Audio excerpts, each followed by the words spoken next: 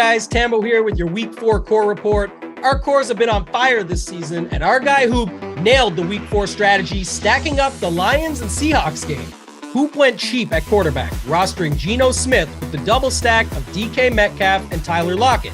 He then went full onslaught for the game by adding Jamal Williams, TJ Hawkinson, and Josh Reynolds from the Detroit side. Hoop topped off his lineup with several one-offs, including Austin Eckler, Josh Jacobs, and the Eagles D, racking up a score of 252 DraftKings points with a unique lineup that actually took out a 33-man dupe train, shipping the Hoopster $1 million in the Week 4 Millie Maker. Several of the players from Hoop's lineup appeared in his core plays and cash player pool provided to our premium members, who also had some pretty big weeks.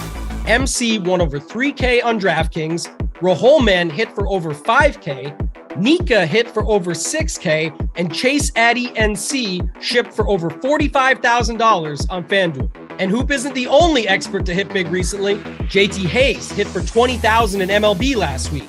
Big T hit once again, profiting over $33,000 on the NFL Week 4 afternoon slate.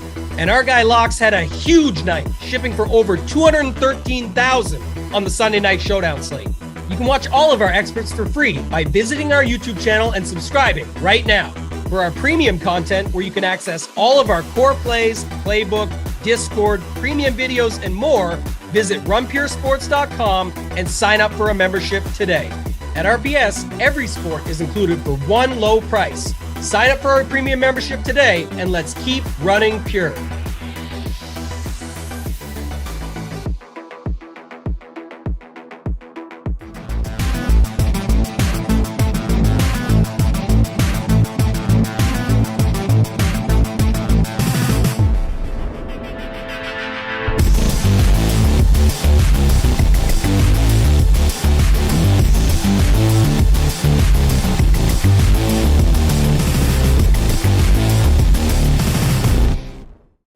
What's up, everyone? Tyler Tamboline here, aka Toe Tag and Tambo, back for the Week 5 edition of Off the Chalk. It's definitely going to be a good one today. Got Morning Wood following it up, which, by the way, now has 3 Millie Maker winners in Crain, Big T, and of course our guy Hoop shipping the Millie last week. Keep in mind, hitting that like button on the way in, hit that subscribe. Hoop is doing a giveaway on the next show, the Morning Wood. You have to be an RPS member. Get in the live show chat. You still have time to register, though, throughout this show. We're going to hit everything as usual. Got my 2 main guys with me, AP, JT Hayes. AP, my man, we got a lot to talk about this week, so let's hop right into it. How you doing on this fine Sunday morning, my man? Yeah, good morning, gentlemen. I feel coming into this show, I was saved a little bit. We have no Kyle Pitts to talk about. Yes. No, that means I'm not going to get as much shit from JT Hayes, so I'm feeling really good, about this morning. So it's going to be a good show. I feel very good about that. Yeah, I was with you on that one, so we both got saved by that one. But JT Hayes, bring you in, my man. How you doing on this Sunday? Yeah, I mean, AP. First of all, no Kyle Pitts, no Patrick Mahomes, no Chiefs whatsoever. Are you going to be able to field a team this week, or maybe you're just going to sit this one out and wait until some of the guys are back? I'm looking at Andy Dalton, so I think you guys are going to still make fun of me today. Listen. I mean, you can't argue. This was the conversation a couple of weeks ago about Geno Smith against the Falcons, and now what? People are talking about Geno Smith as a potential MVP candidate. I mean, there are a couple of interesting pay downs at quarterback every week, but I think this week, more so than most with some of these defenses, the way that they've played. So we're not going to make fun of you for Andy Dalton, but it is certainly a blessing in disguise that Kyle Pitts is going to sit this one out. Someone might need to wear a disguise if they said Geno Smith is the MVP. Gosh, that's not a take I would want to have on my roster right now on my resume. So I don't know about that one, but let's hop in, guys. Let's get to this slate. There is a huge conversation to be had, I think, right off the top when we get into quarterback, and we only have the set time. We're going to jump right in, try and get through this stuff. But Tom Brady, Josh Allen up at the top, AP. And I think the biggest conversation on the slate that I'm hearing from everybody out there is with Tom Brady, because not only is he only 6,000, the props for him in Vegas look incredible. It looks like they're just going to smash Atlanta. Atlanta has nobody for their team right now. And then the stack pieces are just so easy. Like Brait is out. You fell into Cade Otton at min price at tight end. Godwin, for some reason, is $5,900. Even Evans, if you want to get different there, is only $6,900. And then you've got Fournette as well, just under 7K at 6,900. So AP, talk to me about this chalk at the quarterback position. Talk to me about what you're doing at the quarterback position. Yeah, I mean, Tom Brady right out of the gate, going to be very popular on this slate, like you said. And, a few things go into that. One, he's just really cheap. Two, they're going to, pound the Falcons here. 28 implied team total, highest on the slate, not highest on the slate, second highest on the slate.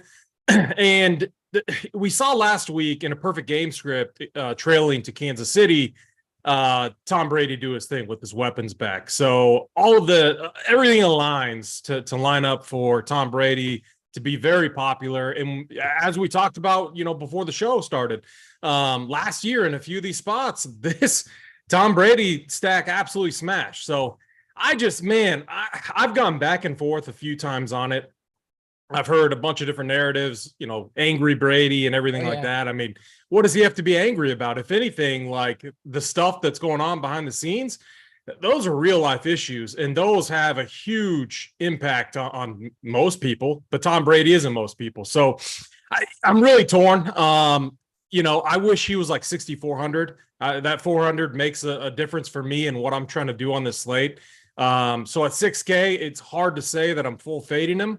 I would like to at the projected highest owned, but he's not going to be my highest owned quarterback. And then Josh Allen, like the thing about him is, man, the Bills onslaught stacks again.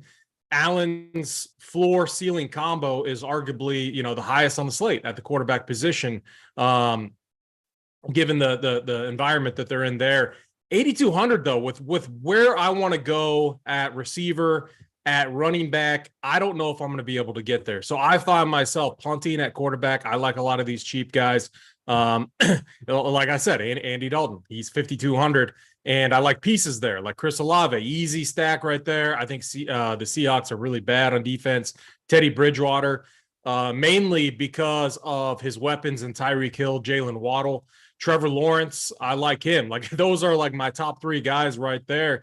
It's more about what you can do with your build when you go cheap at quarterback. And if we go, much lower than Tom Brady at 6K, who's going to get a lot of ownership, we're going to get these guys at lower ownership, and it allows us just to do so much. So right now I'm on those three cheap guys. And then I'm looking at Justin Herbert too. I was very high on him last week. I had him about 45% owned. He was my highest owned quarterback. And in these spots where I get off a guy that was my favorite guy in the previous weeks, I always get smoked if I don't go back to him. So kind of a rule that I have. I got to go back to Justin Herbert here.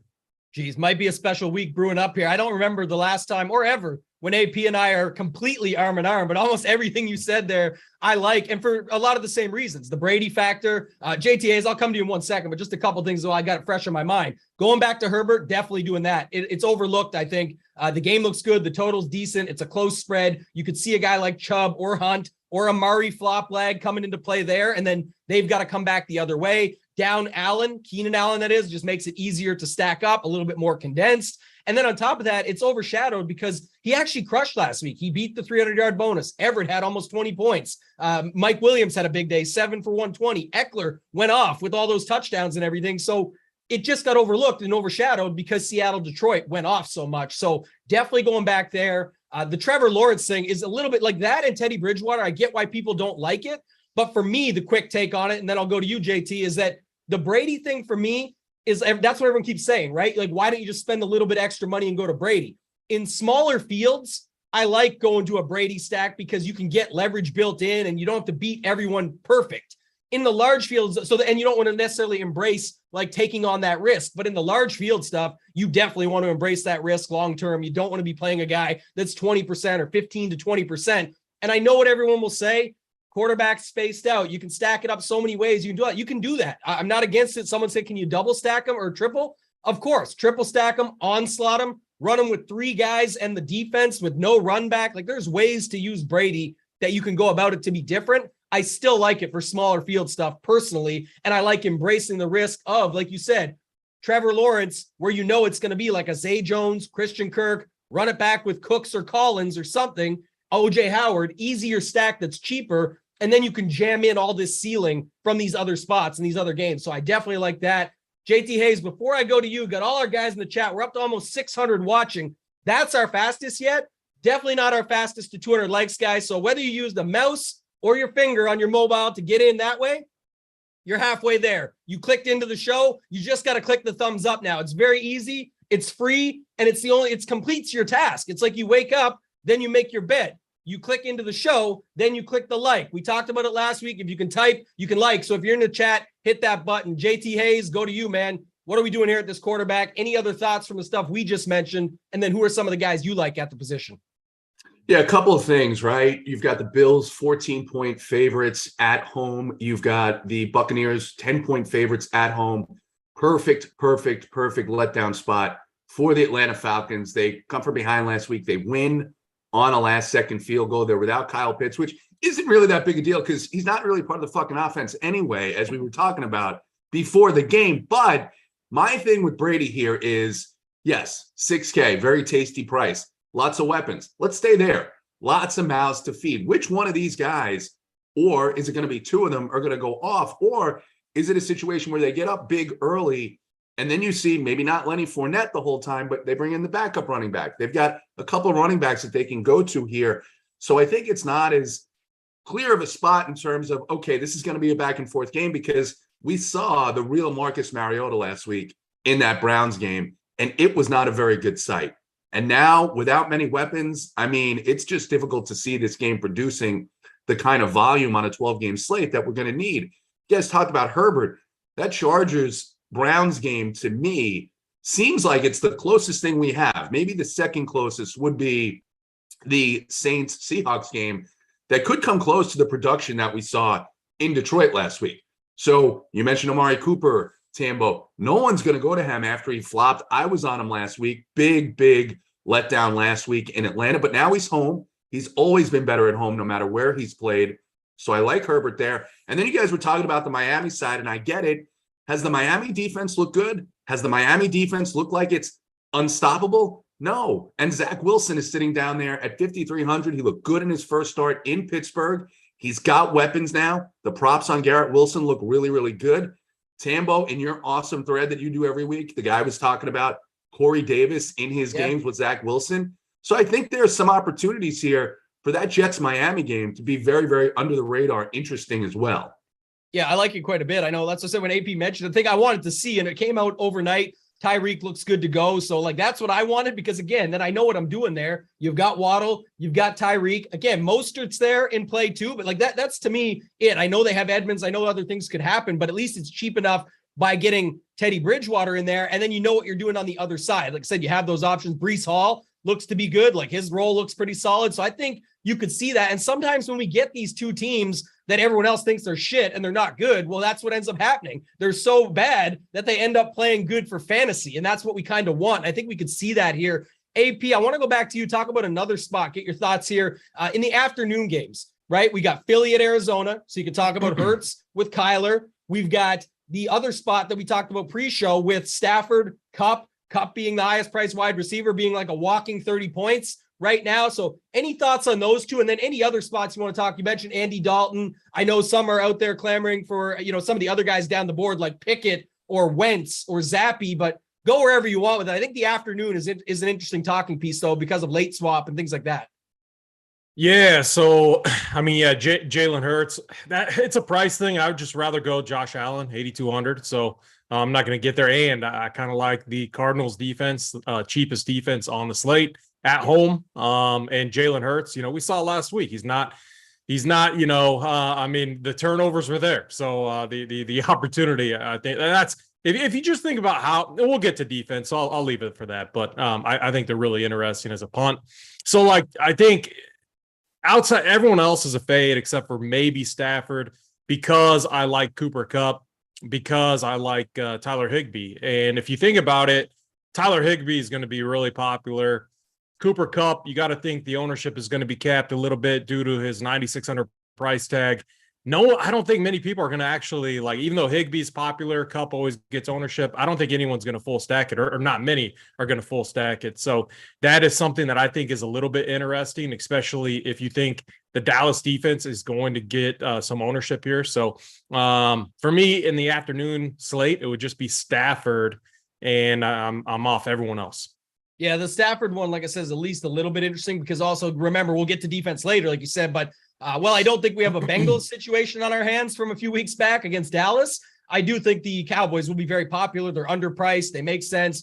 I know a lot of people using them in cash games, $2,500 against Stafford, who we just saw the 49ers get all over. I think we could definitely see that as a way to leverage the slate a little bit there. I've got other thoughts when we get to defense later. I like the Arizona mention. Good to mention it now a little bit in case you don't have it. Guys, almost at 300 likes, over 750 watching. James earlier said in the chat, aggressively asking for likes. You must be new here. Absolutely asking for likes. It's free. It supports the show. It's free to watch the show. Like, all you have to do is click the like button. It's very easy. JT Hayes, other thoughts at quarterback before we move on? Any other guys that you want to talk about here, other spots that you think others might be thinking about? No, I mean, the one guy that I think, and it's hard to play him given the elite rushers on this slate, but the Vikings do have a really good matchup at home against the Bears. 6-3 for Kirk Cousins.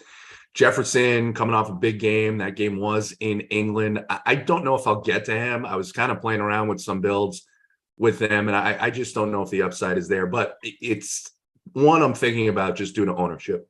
Okay. Yeah, I'm just trying to go through mine now to have another look at it to see. I did overstack some. I know at least in smaller field, I overstacked some Andy Dalton. So I'm glad that's why I was saying AP brought that up, because if you look at the projections, this is a good segue we're going to get to in a second. Ownership projections, that is. Kamara is popping. It's the lowest price. We saw in the thread that I put out, lowest price since 2017 on Kamara at 6,600. Olave is popping. Michael Thomas is out. Like, all those factors lead to it where I think then people say, okay, do I want to leverage? How do you leverage them? Well, you can go to the other side in that game. You can overstack it. You could play the defense against it. I'll talk more on that later, but I think there's different ways to go about it, but I do think that one's interesting.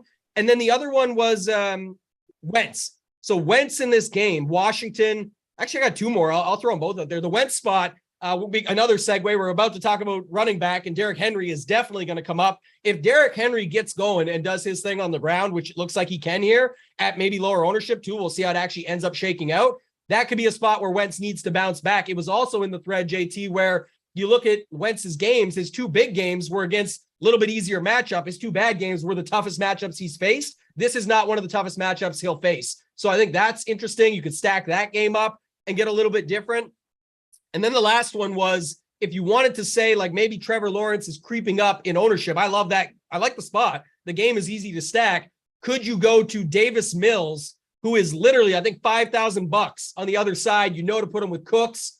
OJ Howard is interesting. We'll talk about later at tight end. They dropped Pharaoh Brown completely. So I think that's something to mention. And then you know what to use on the other side. And again, going to running back, maybe James Robinson, and then get that stack of Houston on the other side. They're not ideal when you have Brady at 6,000. But in large field tournaments especially, I want to embrace that variance and that risk by taking on some of these condensed stacks that you can then fit all your ceiling in these other positions, your Jeffersons, your McCaffreys, your Kittles, your Debos for leverage to Wilson. Like, there's all these other options.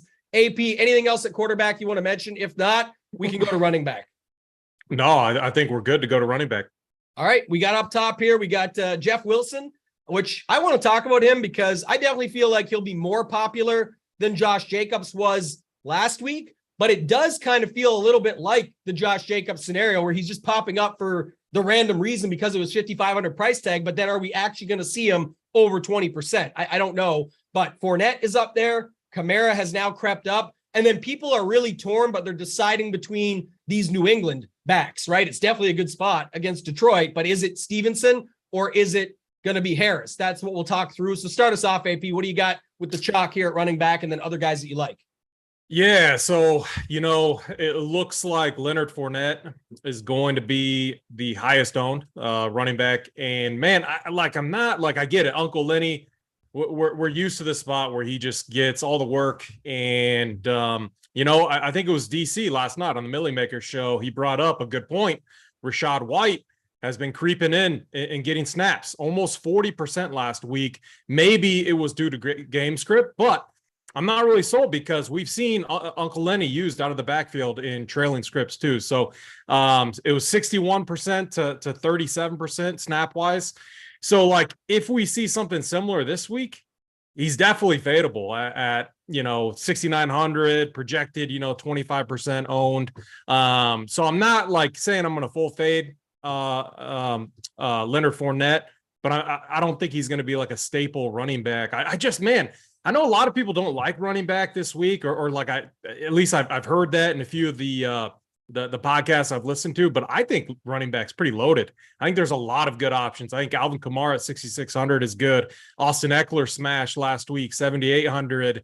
And we saw Austin Eckler, he just, it isn't the prettiest when he gets there, but what we see happen when the Chargers get in the red zone, no Mike Williams, Austin Eckler is just that go-to guy that, Keenan Allen. Austin Eckler is just that go-to guy that Herbert goes to. So he has to be in consideration. And then Nick Chubb. I mean, like we're just going down this list here. So like in that game last week, Dameon Pierce broke off a long one. I think it was like 60, 70 yards. We could definitely see Nick Chubb do that against the Chargers in a game that I think we all like. So Nick Chubb is going to fall under the radar. Derrick Henry, like you mentioned, another guy who has been crushing. He hasn't had any of those like absolute break the slate type games, but the performance has been really good.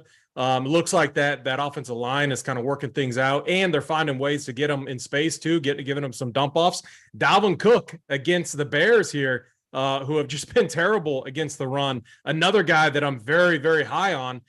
Just to talk about Jeff Wilson real quick. I just have a problem like with these, the 49ers, there's so many ways that Wilson could get vultured. And with Deebo Samuel and just, he's 5,500 on the road. It's projecting to be a low scoring game, probably really boring. Sure, he could get there, but if he's going to be the highest owned guy here down this range, I'm definitely fine full. He's like the one guy I don't think like absolutely breaks like the slate, and I'd be fine full fading if he's going to be the projected highest owned down here in this range. Like I could see like I would rather play Breece Hall, I think, over him, 5,400. I think that's a good pivot. I think Raheem Mostert is another good pivot. He's 5K. So in my opinion, like Rashad Penny too, we like that game. Like the Seahawks love, we're not playing Geno Smith, but Penny, I think it was our boy Locke last night. He talked about Penny and 5,300. So there's so many different pivots off of Wilson. So I like running back this week. I don't know. I think there's a lot of good options. And for me right now, up top, my highest currently is, I think it's probably Kamara, who I think is going to get, it's Kamara or Cook. I'm really between those on being my highest on. Yeah, I like that. A lot of good thoughts there too. A couple that stood out. The Rachaad White thing, that was also in the thread. Like that, it's people were saying, oh, it's only because they were down so much. I was actually showing he was getting the usage even before that. So that's interesting. The other thing, I'm with you, AP. I like running back this week. I think there's a lot of good options that you can go to, that you can pivot off and get to these other guys. And with that said, though, that means if you're seeing a 3 running back build, one of the unique ways I think you could just get off Leonard Fournette is if you don't want to go to White or you don't want to go to the pivots, play Mike Evans in the flex if you can do that, because he's the exact same price. I actually think he has a higher ceiling than Lenny, and I think that's another guy that's not being used when you've got Otton, Leonard Fournette, and Godwin being the most popular with Brady. A way to get a piece of Brady and not play the chalk running back would be to play Evans at the same price. I definitely think that's something people don't do enough. We'll talk more. I'll talk about it right now. Actually, Jeff Wilson is 5,500 in the afternoon game. If you play him and you're behind in the afternoon, you must take him out and play Brandon Ayuk for $100 less in that same spot in the flex, because assuming you're running a 3 running back build, you can't if not, but that's something that I'm setting up for and looking at in my builds as well. So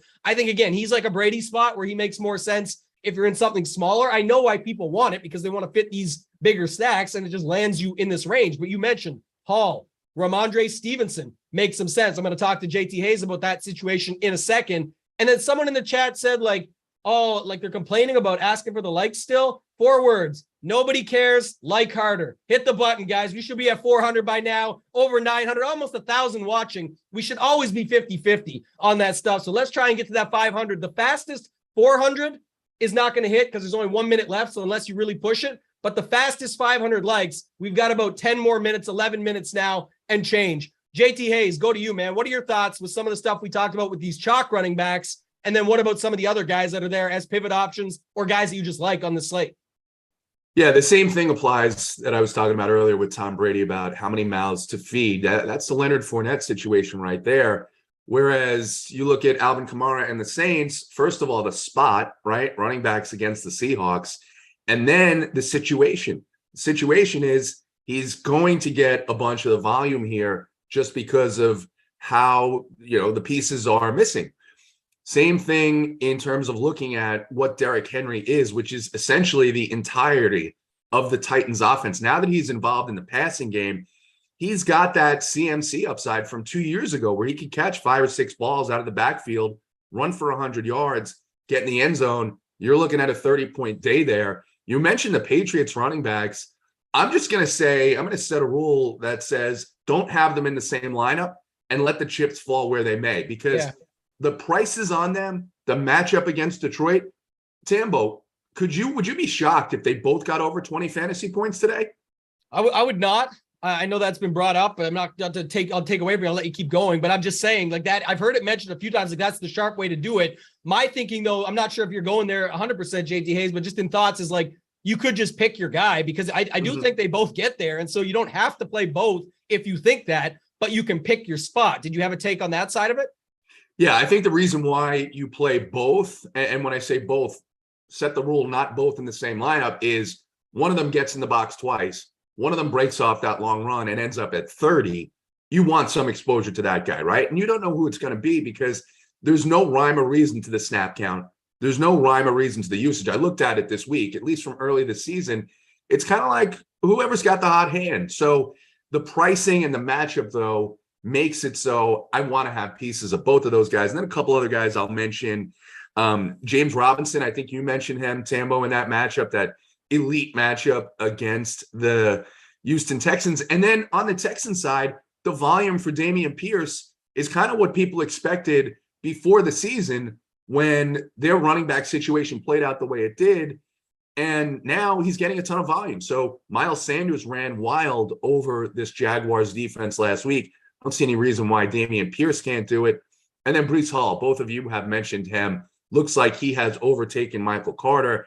However, as one of the guys in the chat did mention, Miami with a heavy blitz team, with a heavy blitz scheme, perhaps Michael Carter could see more passes out of the backfield when Zach Wilson is under pressure. So just some interesting things there. I don't know if I'll get to Michael Carter, but his props are interesting in terms of receiving notes. Yeah, and one more note just on the New England thing, because I loved how you broke it down. But I think it's interesting because everyone on Twitter and everything out there that I follow, everything is like, oh, everyone's going to play Stevenson, go to Harris because he's the touchdown guy. I think I have it set up in my mind or in my stuff that I'm playing this week is if I'm playing Harris, I'm actually going to probably pair it with the New England D because I think Harris then just got there. Like he got 2 touchdowns. He put them out ahead. Maybe he keeps it rolling and you get that. But the interesting thing is if you were just picking a one-off, I actually lean to Stevenson, and I actually think the ownership comes in pretty balanced now. At the start of the week, it looked like it was all Stevenson, no Harris. That's brought them closer together. The thing about Stevenson is what if he does the job early,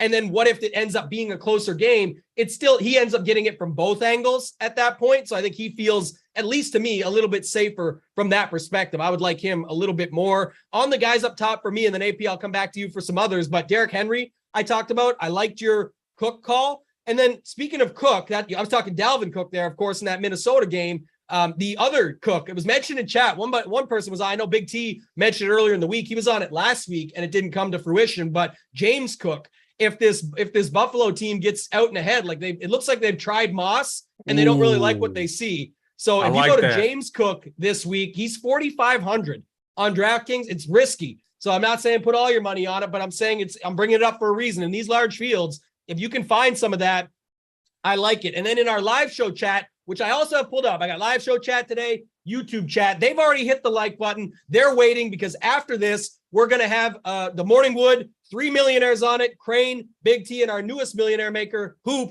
2410, of course, Mike. He's going to be on there giving away tickets, 333 tickets to members of RPS. So if you haven't signed up yet, Go to runpuresports.com, get signed up. It's all sports, one price. NBA is on the way, which if you don't know, we absolutely crush. MLB playoffs are here. Crush. Everything that's going on in NFL. Crush. All the side sports, golf going on, MMA, NASCAR, you name it. Everything's there. We crush. Lastly, about that, we're almost at 12,000 subscribers on YouTube. Another free task that you can do. That is, if you can't get into RunPure, you don't have the money right now, you're still not sure, we get it. We still appreciate you being here. You've probably already hit the like button to help us out. Hit that subscribe as well. We're trying to get to 12,000 by the end of today. I think we can do it with the show that's up next. Going back to it, though, Kareem Hunt. I actually think, again, Chubb looks good, but you have to pay for it. Hunt, the numbers show, and he's like $2,000 less, that they actually bear out quite well. And in this spot, in this back and forth game, you could see him get a little bit more involved. So I don't hate that. I liked AP, what you brought up with Locks on the show last night, talking about Penny. Another way, a guy that's getting the role. We'll wait and see on Kenneth Walker, but even with or without, it looks like Penny's the guy. And the thing is, he's in that same game where maybe you don't play Kamara and you play Penny, right? We'll talk more on the defense there later. But AP, any other guys you want to talk about here? I like James Robinson, who I should bring up, but other guys for you, AP, at running back before we move on. Yeah, one guy that I think is kind of an important discussion point, mainly. So 49ers, obviously, really good defense. However, traveling across the country, it does things to teams. And obviously going to be a gross game. But Christian McCaffrey, we saw that old role kind of established last week, and he was coming to that game questionable with injury. Like, I think everyone was off of him. He's in the late slate. He's there with Cooper Kupp. So one reason why I like some of these cheap stacks, like Andy Dolphin to Olave and whatever, is you can easily fit Cooper Kupp and Christian McCaffrey. And just imagine if you hit the stack right, and then you're headed into the afternoon slate, every other piece has worked out, and you got Christian McCaffrey, who's going to be unowned, and you got Cooper Kupp, who we think his ownership is going to be capped. You're sitting in a really good spot. So while I was making fun of someone in Discord, I forget who it was, about talking about Christian McCaffrey just days ago. Now I kind of like him. So I apologize to whoever I was making fun of in Discord. It happens. We can flip flop, but 8,500. They're at home against a team, traveled across the country. I don't know. I think it's a spot that sets, no one's going to play him. So it's an ownership. It's a tournament type play. And I think his floor is relatively safe too. So, do you guys see any ownership on him? Like, do you see people going there? No. Okay. And that's why he has a safe floor too. The takes can change, like you said. And I think it's actually pretty interesting because, again, he's the opposite side of Jeff Wilson. Obviously the price is there. So people say, oh, he's so much more expensive. I get that. But there's ways that you can use them where I think when we get to tight end, there's a way that you can use them. And it's a pretty good way to leverage up on this slate by playing that little mini stack. Even though you hear people mentioning it, the ownership does not show it. So I think that's another good guy. Anybody else you said there, AP? No, I was just saying, like, look at like Tyler Higbee and like look at the routes that Cooper Kupp, that Stafford was having to find him on. Yeah. Very like they're not deep down the field, very similar to what we're going to see out of the backfield from McCaffrey. So I just think from a pure volume standpoint, and then, assuming he's healthy, just putting the ball in his hands, giving him those opportunities, always has the ability to break one and always has the ability to break a slate. So I'm going to have a good share of McCaffrey, I think, on this slate. So I don't know. Running back is loaded. Maybe I'm a little overexposed to it, but I definitely have a lot of these running back. And I find it if you fade Fournette and if you fade Wilson, it's really easy to get overweight on all of these other guys that we're talking about. Yeah, a lot of options here. Exactly, guys. Over 1,100 now watching. 44 likes with a minute and a half to go for the fastest 500. Also, of note, we've never hit 600 on the early show right out of the gate. So that would be incredible if we can hit that like button as you're just joining us. Hit the subscribe. It's free to do. JT Hayes, anybody else at running back you want to talk about before we move on to wide receiver? No, I think we can move on to wide receiver. Let's do it, man. We got the man up top. We talked about the Brady stacks. Godwin at 5,900. Looking like one of the, best plays point per dollar, at least on the slate. That's what, it's showing. And that's why the ownership is there. Tyler Lockett staying popular at under 6,000 himself. Olave with the air yards and the numbers and everything that he's getting, on top of the fact that there's no Michael Thomas. And then it's, sort of a bunch of different guys after that slide in. But talk to me about this position, JT. What do you got at wide receiver? Yeah, I mean, I think on the wishbone, we talked about the Tyler Lockett play. We talked about Cooper Kupp, and we were talking before the show, is he going to end up in the lineup that you need no matter what he does at that price point? Because it's big slate and you've got a lot of wide receivers that are lower priced. I like the price on Godwin. Again, which one of these guys on Tampa Bay is going to be the guy that has the outlier game? So I think that's where it's just a little bit more difficult. Or is it a situation where they're all going to get to like 17 or 18, right? Because you could see that with Godwin, Evans, Fournette. You've got a lot of those guys. So a couple of off the chalk pieces here. You were talking, Tambo, about that game between Tennessee and Washington. Washington allowing the most fantasy points to opposing wide receivers. It's off the chalk and it's disgusting, but Robert Woods is 5,200 on DraftKings. So that's a piece that I think you can play. Debo 7-7. He's probably going to be the odd man out in terms of ownership. I'm not concerned about this Carolina defense. The way that they're using him is exactly what AP said. It's why he cuts into Jeff Wilson. It's why he cuts into all these other guys. And I like him a little bit this week. And then Curtis Samuel and Terry McLaurin. I asked this on the wishbone too. I said, is Terry McLaurin ever going to be good at football again? Or is this really Curtis Samuel's team? And Curtis Samuel is sitting there at 5.8. So just a couple of off the chalk pieces in addition to all the guys that we like that are in these really, really good spots. And we have to see what happens with the Lions. I don't think they have already ruled out Amon-Ra St. Brown. I think they've already ruled out Swift, but St. Brown is still questionable, I believe. It's actually early this morning. They said he's likely to play now. So okay, it's the other way. So that's another spot where, like, if you like those New England guys at running back, he could get there on targets alone and pepper him. I don't know. Or he could be a decoy because he definitely is still a little bit banged up, but who knows, right? What were your thoughts there? Yeah. Interesting, because we were talking earlier this week about, Hawkinson's big week last week. I said, well, Belichick is going to try and take away the top weapon, right? And you would have to say after last week, if St. Brown is out, it's Hawkinson. So now you have a situation where their top weapon is clearly Amon-Ra St. Brown. Maybe you look more towards Hawkinson. He's not a wide receiver, obviously, but I don't know. It might just take me a little bit lower overall on the Detroit side of this game. Yeah, that's what it does for me, at least. Like even the Hawkinson side, I know people were on the Friday news dump show. I was taking shit for this. It wasn't my guy that I was like highest on. I was just saying that the Hawkinson thing obviously ain't going to put up 42 again.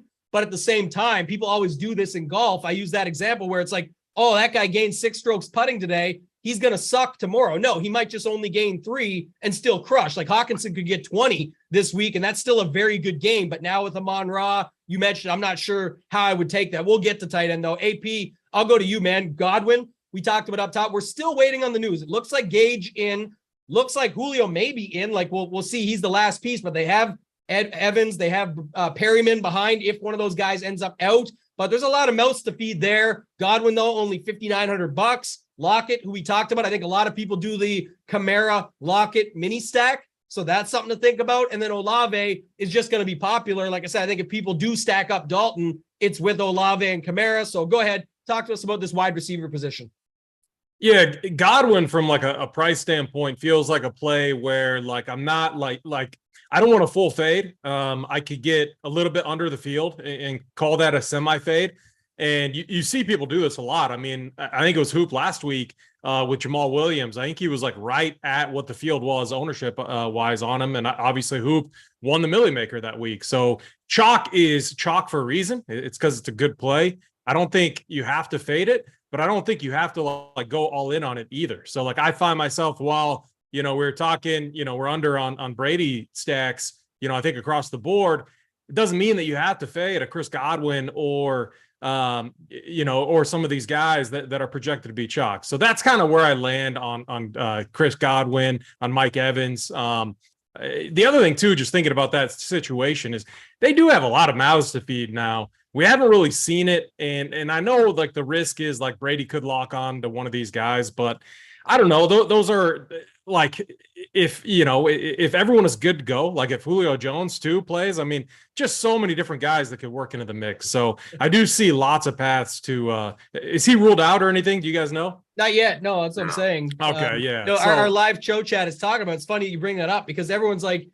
no one's saying this, but like we talked about Fournette. Now we talked about Godwin. I don't think Otton gets there completely when we get to tight end, but at 2,500, he will fit into some of these stacks. But it's a double revenge game. Julio and Gage against Atlanta. What if it's Brady, Julio, Gage?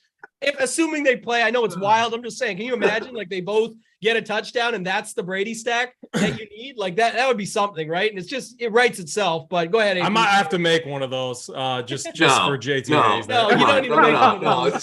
Stop playing these Dusty joke Falcons players. Stop with the Dusty Falcons players. We found our Kyle Pitts conversation. We got there somehow without him even being involved. The case you're making is a case for naked Tom Brady. That's exactly what you're doing, is you're going to say, if you're going to play Tom Brady, don't play him with anybody on the Bucks. Just play him naked.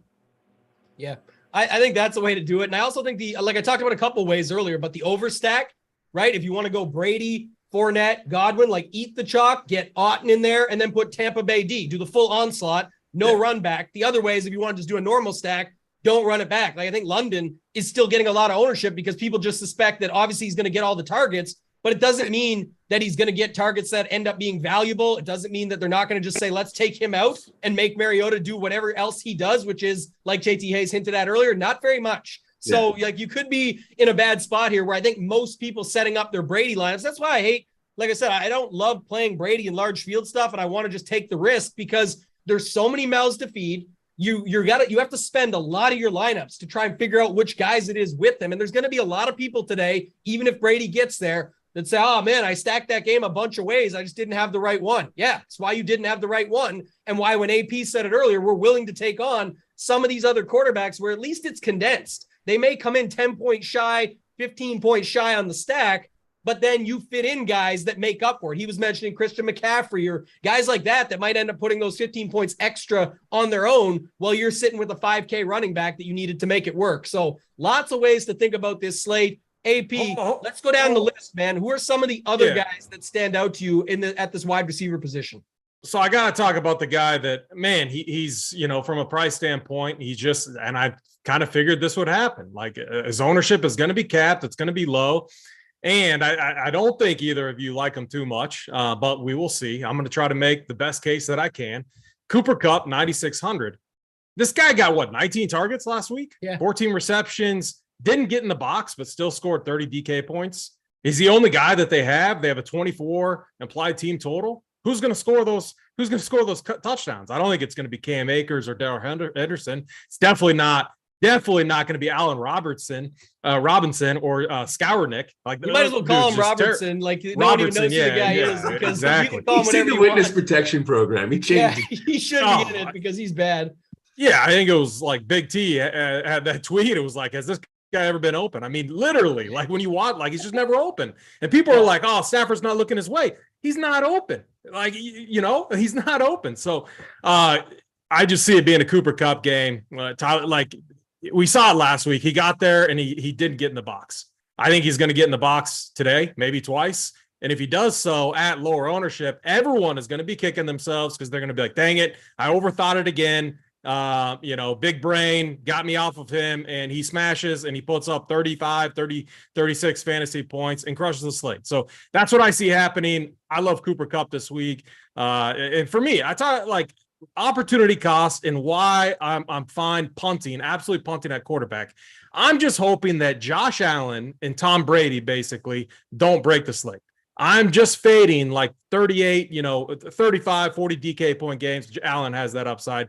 I don't think Brady does, but like that's what I'm fading. And I'm hoping these cheap guys can just stay within maybe 8 to 10 DK points. If that happens, I'm definitely fine because that frees up a ton of salary for me to be able to get guys like Cooper Kupp, to be able to get guys like, all the running backs that we just talked about too. So that's like my flag plan this week. I got him, not 100% Tambo, but I am looking at about 65 to 70%. So I'll be very, very overweight. And your stacks, like you said, that you were using earlier, are making it work. So I definitely see that. The chat mentioned it. You got to play Stafford. I like him better if you're playing him and you want to play like Dalton Schultz at tight end with Stafford. But you could also leave Stafford off. I do like Kupp in a mini stack, though. Like even if you're not playing him with Stafford, I want to have him with something else there. versus just the one-off at the highest price and all that. We've seen plenty of times where that, even at 30 points, does not come through on the optimal, but he may get more than that today. To AP's point, he might get in the box twice, plus all those catches. He just gets all the work. But JT Hayes, go to you. Let's go down this list a little bit more. Like, it doesn't look like Jefferson is getting much love. You talked about that spot a little bit earlier. Like, that would be interesting. We know the Miami guys are picking up a little bit of steam with the fact that they're both playing and people want to play Teddy Bridgewater today. The chat asked about, I think, a really good spot, AJ Brown, Marquise Brown in that afternoon game. Go ahead, JT Hayes. What else you got here in the sort of upper range at wide receiver? Yeah, I like some AJ Brown a little bit here. He hasn't had that AJ Brown type game so far this season where he's 2 touchdowns, 140 yards, whatever. It's a good matchup here against Arizona. Jefferson at 8-9. I mean, they're coming off the London game, and a lot of people saying, well, jet lag, whatever. I mean, 8-9 for Justin Jefferson is probably about as low as we're going to see there. And then you talked about the guys in that Jets-Miami game. And then, guys we haven't talked about at all are the guys in the game that we opened the show talking about, which is the Chargers in Cleveland. Amari Cooper, you've got Mike Williams, Palmer, I guess, is going to run in the wide receiver 3 set there. So those guys are a little bit interesting to me as well. Yeah, I like we're on the same page with the Herbert stuff. So obviously Mike Williams, Amari Cooper, flop lag from last week. Even if people get there a little bit with that same conversation piece, it doesn't show it right now. At least that's the case. So I like that. I do like that spot in the afternoon. There's not much you can late swap off from it because once you're priced into these 2 guys, AJ Brown and Marquise Brown, you're kind of just there. But is that really a bad thing? Like, that's 2 of the 2 wide receiver 1s that you have in the afternoon. I think if you wanted to build that into some of your stacks, that would be a way to be unique as well. And then have a piece of that game. You don't have to necessarily have Kyler or Hurts to make it work. That's another way to go about it, though. If you were going to stack Kyler, we didn't talk about this earlier, and just to bring it in to Marquise Brown, I think it is interesting to go. Most are going to go Hurts, AJ Brown with Zach Ertz's revenge game and with the numbers he's putting up lately. I think you could go Kyler to Marquise Brown with Goddard and be different that way in the exact same game, in the exact same spot. So I don't hate that. Debo as leverage to Jeff Wilson, I think is something else that you could use here. We talked about the Jacksonville and Houston game. We like those guys. Like, you can get in Kirk, Zay Jones, Brandon Cooks, Nico Collins. Those 4 to me, like, mix and match those throughout. You want to put, like I said, Davis Mills or Trevor Lawrence, whoever you feel comfortable with, got no problem with that. And then lastly, and then AP, I'll get you if you got any cheaper guys, but I like the Washington guys, right? You mentioned JT Hayes, Terry McLaurin, but Samuel gets a bunch of targets with Wentz. It's going to be no Dotson, so it's Diami Brown or Cam Sims is the guy we're still waiting, by the way. One of the only other guys that we're waiting on news from is Logan Thomas. If he's out too, that offense just becomes that much more condensed. We like Derrick Henry to jam it down their throat. Well, then you might want Wentz with some of these guys coming back. But AP, any cheap guys that you want to talk about this week? Yeah, real quick, my one other expensive guy, and it's in that game we like, but Big Mike Williams, just such a nice leverage play off of the other Mike and Mike Evans. So I just wanted to mention that. So the way I'm making this work, kind of like talking build texture and with the ability to spend up for Cup and everything, you need a couple cheap receivers. And so Zay Jones should be back today. Obviously, when he was in the lineup, really good connection there with Trevor Lawrence.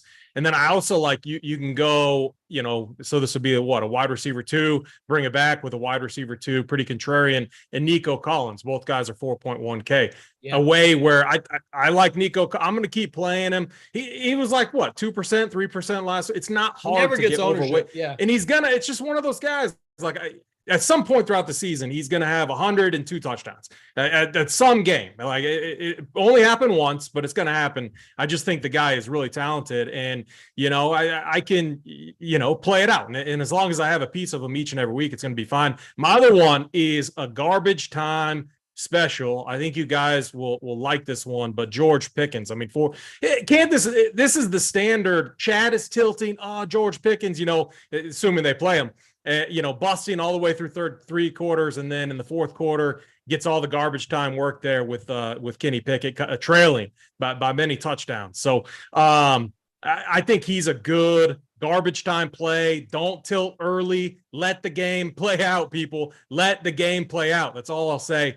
But yeah, I'm kind of torn. I have a lot of, so like last week, one mistake I made was going all in on the receivers. I still like that route, but I'm going to be kind of balanced between 4 receiver builds and 3 running back builds, just because I like so many different routes and so many different pieces in each position. Yeah, I like that. Another guy we're waiting on down here, by the way, is Isaiah McKenzie. Waiting to see what's going on with him. I know a lot of talk of Shakir, if not, so that's something to think about as a way to make your Josh Allen stacks cheaper. If you're going there, if McKenzie plays, I like him for those stacks. I like that JT Hayes brought up Robert Woods earlier. The New York Jets guys, someone asked in the chat, of course, Joe said any love for that stack, Miami and New York Jets, definitely. We talked about it earlier with the other guys, but to his point, and JT, I know you brought it up earlier, but Corey Davis at 5,100, I think a lot of people are going to Wilson or more. He's right in the middle, and he actually has a decent sample. He's got like 6 or 7 games with Zach Wilson. Every game over 6 targets, 20% or more of the market share, all 6 games as well. So clearly Zach Wilson likes logging on to him. So I think that's interesting. Over 1,200 watching, guys. New record season for this show. We appreciate you. 555 likes. We've also never hit 600 likes. So we got to hit that. Yeah, Locks brought it up. McKenzie is big news. I think that's definitely something to wait on. I think that also makes it so you can get unique with your Josh Allen stacks because most people aren't waiting. Matter of fact, a lot of people actually already built all their lineups and have them in, and they're with their families waiting for these games to start, not grinding this show with us, hitting the like button, of course, and waiting to build their lineups. So keep that in mind as you go about things as well. JT Hayes, anybody else that you want to round it out with? Cheap guys, I like the Pickens call that our guy AP had. Anybody else you want to mention down here? Yeah, too. But, you said speaking of with their families, I mean, 1,230 watching, only 575 likes. We should easily be at 800. I know you guys were having a good day yesterday. I went out. I watched Georgia absolutely trounce Auburn with my wife in the afternoon, watch a little playoff baseball in the backyard, and still got my ass up early to come in and talk to you people, and you're just going to give me 600 likes? Get me to 800. What the fuck is this? Anyway, 2 more guys that I would say. One, we talked about how limited and some of the injuries on the New Orleans side. We love this game environment against Seattle. Any team against Seattle.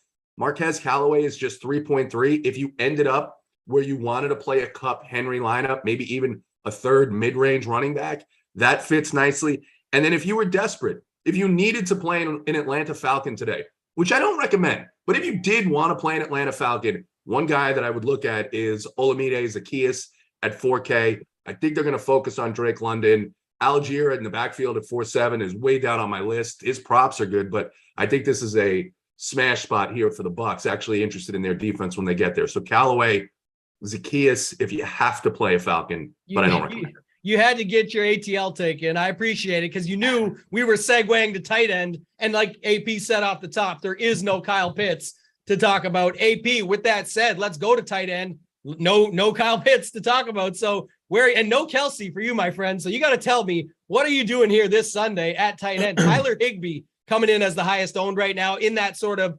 Hawkinson position that we saw last week that went off. I'm not sure if that's what has people going there because it's a cheaper guy that just makes sense. But talk to me about tight end, AP. Yeah, I mean, so this is like Tyler Higbee. It's just a function of thinking about like this team. They got no one else, and so the targets are going to be there. This is where I've made mistakes in the past, where I'm just like, oh, he's going to be, the highest owned. I got to auto fade him since I'm naturally try to be contrarian.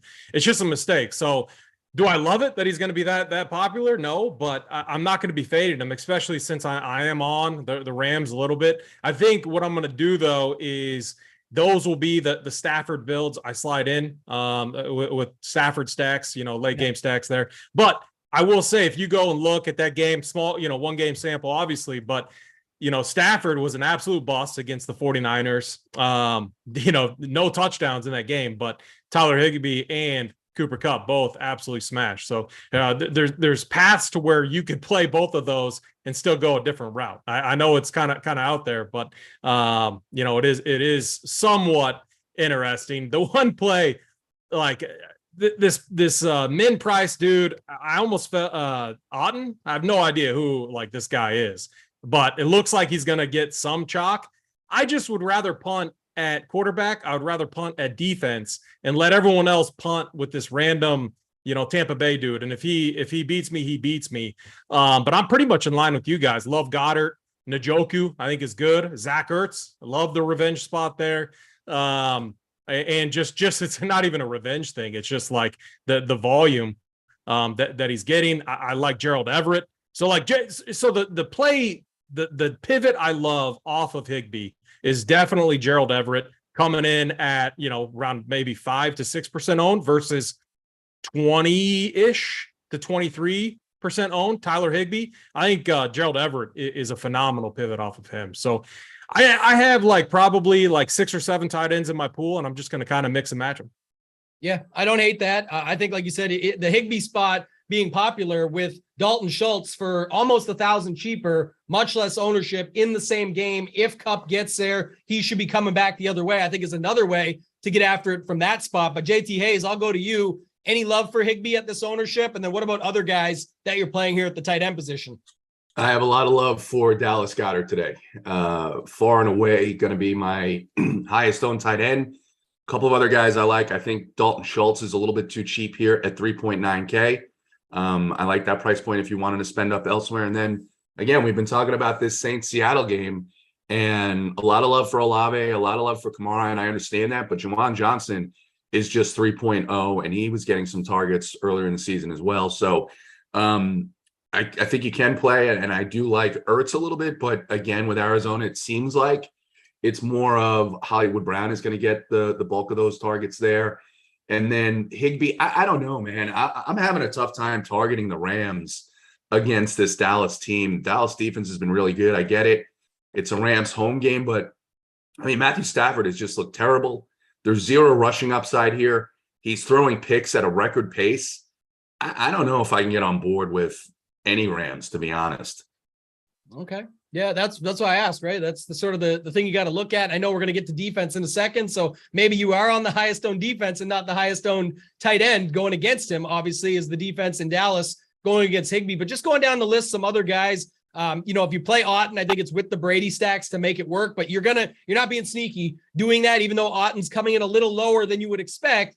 That's just a product of going with that stack. OJ Howard is $100 more. He's in that Houston spot against Jacksonville. They have Jordan Akins, who they brought up from the practice squad, but it doesn't look like he got much action last week. They got rid of Farrell Brown. So it's like, man, I think there actually could be some options here. So if you use him, Dalton Schultz, who I talked about, Freiermuth, if you do want to run back any Buffalo stacks or just make it a mini stack. One guy, by the way, we didn't talk about earlier, I got to get my take in here, was Singletary. A lot of the conversation around Singletary, or people are taking it off of a 2-game sample size, is that in a blowout, he's useless. But you don't even know if they're going to blow him out for sure. And then on top of it, what if it's because of him and not Josh Allen? Just an example. So Singletary, Freiermuth, or Pickens that we talked about earlier that AP brought up, I think you could go as a secondary stack in that game. Just going down this list, see if I got anybody else. Oh, Quentin Morris. So here was one example. When Locks brought it up in the chat earlier, our guy Locks said McKenzie's big news. It is, because if McKenzie's, even if he's in, let's say he's in, you can go Allen with McKenzie and Quentin Morris and get an Allen stack like everybody else, but with no Diggs. So it's just a completely different roster construction of an Allen stack. I think that's interesting. And then lastly, I got to bring up this guy, George Kittle. I talked about it earlier. You've got the McCaffrey conversation we had. This stat was so interesting to me. I forget where I saw it, so I apologize. I always credit my stats that I bring up, my tidbits, but George Kittle, Twitter conversation is that this guy's a left tackle now. He blocked less than Hawkinson did last week. And in the last 2 weeks, he's had more routes than Hawkinson ran. So he missed the touchdown by a toe in that game last week. He had a 20-yard catch over the middle. He's the guy at 5,200 that I think at least has a ceiling. It's always boom or bust. If you don't get it, it sucks because it's like a 0. But if you do get it, there's options. So keep that in mind with him. I don't hate that completely. AP, anything else at tight end? If not, we can move on to defense. We've still got 7 minutes left, guys. We're 35-ish likes away from 700. We got to get to 750 now, though. AP, any thoughts here at tight end? If not, we'll go to D. Yeah, I like the Kittle call. Obviously, his role seems so different, but this game I think is going to play out differently. And if we're off Jeff Wilson and, under on Deebo Samuel, you got to think maybe the touchdowns, the productions come from somewhere else. It definitely could be George Kittle.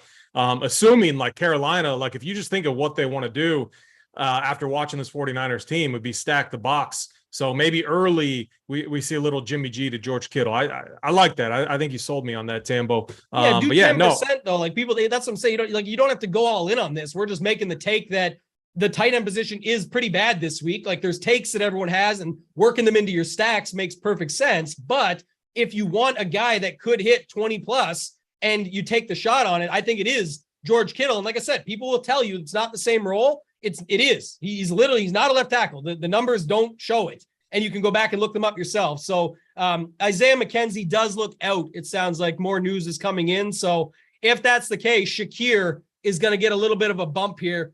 Someone just said it's Kittle's birthday today too. I know I'm all over the place here, but I'll look it up in real time because that's what I do. But go ahead, AP defense. Dallas up top. It is October 9th, Kittle's birthday. Kittle birthday season, baby. He was going to be my flag plant on the slate too here. So that's crazy. I did not have that narrative piece. We were talking earlier in the week. It was Kyle Pitts' birthday. I think October 6th. We were going to bring that to the show. Now we're bringing Kittle's birthday to the show. Go ahead, AP. Sorry, I'm getting fired up over here. I know we're back to the old debate. Dallas defense, 2.5K. I love this defense. Okay, I've been on them. That's why I've been higher on this Dallas team. The defense and Cooper Rush, the GOAT. Just joking, but honestly. But regarding from a DFS standpoint, they're on the road. They're dogs here. The Rams are favored by 4. And Cowboys defense is going to be the mega chalk. I can't do it. For me, it's an auto fade. I know there's a huge debate out there about it.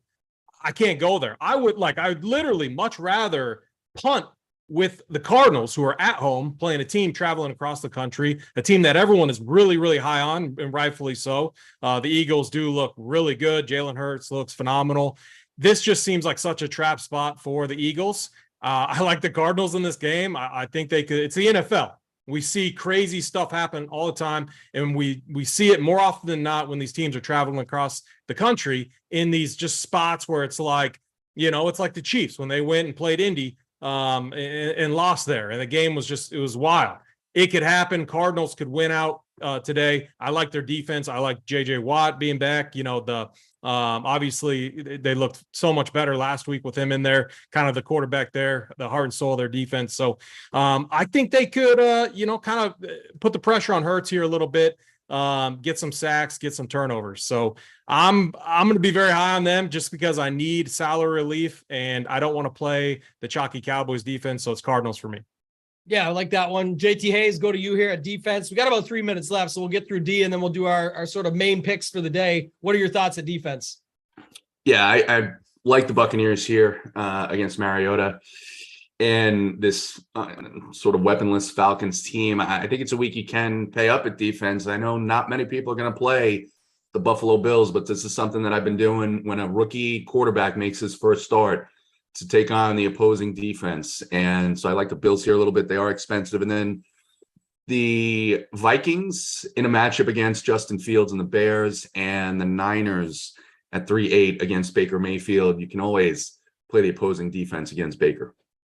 Yeah, I like that. One thing I want to mention on the Cowboys piece, because I'm not in on that, but the Seattle defense, I mentioned it earlier, exact same price, double leverage, right, on the slate. I love that about this spot. I don't care who they are or what they are, anything about the numbers, all that stuff people want to look up. All I care is that people are playing Kamara and Olave in lineups. You don't have them. You're already leveraging that, and you're not playing Dallas at the exact same price. So that's a way to do it. I'm with AP on Arizona. If you're not on a bunch of the Philly stuff, why wouldn't you just take them? Hurts can still take sacks. It's not about needing a shutout at defense. They're $2,100. They make everything work. And then the other thing I like too is the higher price ones like JT Hayes. You mentioned it. I mean, Buffalo, if you can get there. It's Pickett. We could see what happens there, but it's Tampa Bay against Atlanta with nobody. We talked about it earlier about running that onslaught. That's a way to get your Brady stacks different. Play Tampa to keep putting him in position to throw more touchdowns or something. I think they're fine. And then just going down, the Vikings were another expensive one I liked. The Eagles are okay. And the Dolphins, that sort of rounds it out up top. one more down low. I've only got a 6 or 7 defense pool this week, and I just spread it out like 25% max. Who was the other one? Seahawks, I said Cardinals with you. I think that actually might be it. Oh, New England Patriots. I talked about it earlier. If you're playing Damian Harris, especially, I like it that he scores the touchdowns, they get up, and then that defense against Goff in one of his hardest games yet. Goff has looked good in the first games, but he hasn't really played outdoors, played these tougher matchups. So I think they could lock down on him. I know it looks like we're getting St. Brown back, but at least you have an opportunity there to lock things down. So I don't hate that as well. AP, are you ready to give your play of the day? Yes, sir. Let's go. Let's do it. I'm gonna go with man. I think both guys are gonna be under what they should, but I'll go with the less obvious and Christian McCaffrey, 8,500 here against the 49ers. Hopefully he's in the role that we all expect him to be in, getting those dump offs, out of the backfield. I think it sets up perfectly for him. If it's a game where they're trying to just pound it into this 49ers defense, it's going to be very painful playing him. So hopefully we got the right script. I'll get mine in quick because it's secondary stack season. I already mentioned adding the birthday narrative is just even extra on top, but I'm going against the narrative that he's the new Trent Williams, and I'm playing George Kittle. I put him right together with his play with CMC and line that up, especially with some of those cheaper stacks. You can make that work and still get some other good secondary stacks in there that we've mentioned on this show. JT Hayes, what's your, we got, by the way, 6 away from 700. Well, JT Hayes gives us, at least get us over the 700. We appreciate you all. What's the deal here with your play of the day, JT Hayes? What do you got? Yeah. I think for me, it's, it's kind of spread out here the way we were talking about it, right? Who we like, who we love. But I'm going to go with a guy that's off the chalk here, and in a game that I think is going to have a little bit more scoring than some people predict. And I'm going to go with Robert Woods for the Titans. Wide receivers against this Commanders defense have been crushing.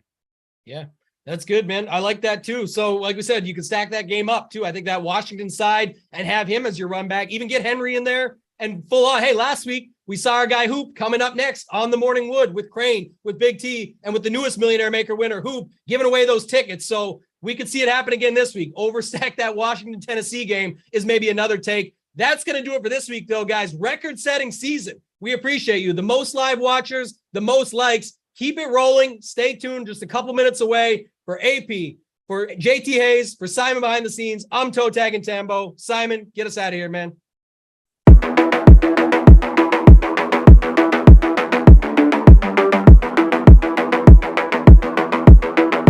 What's up, guys? Tambo here with your Week 4 core report.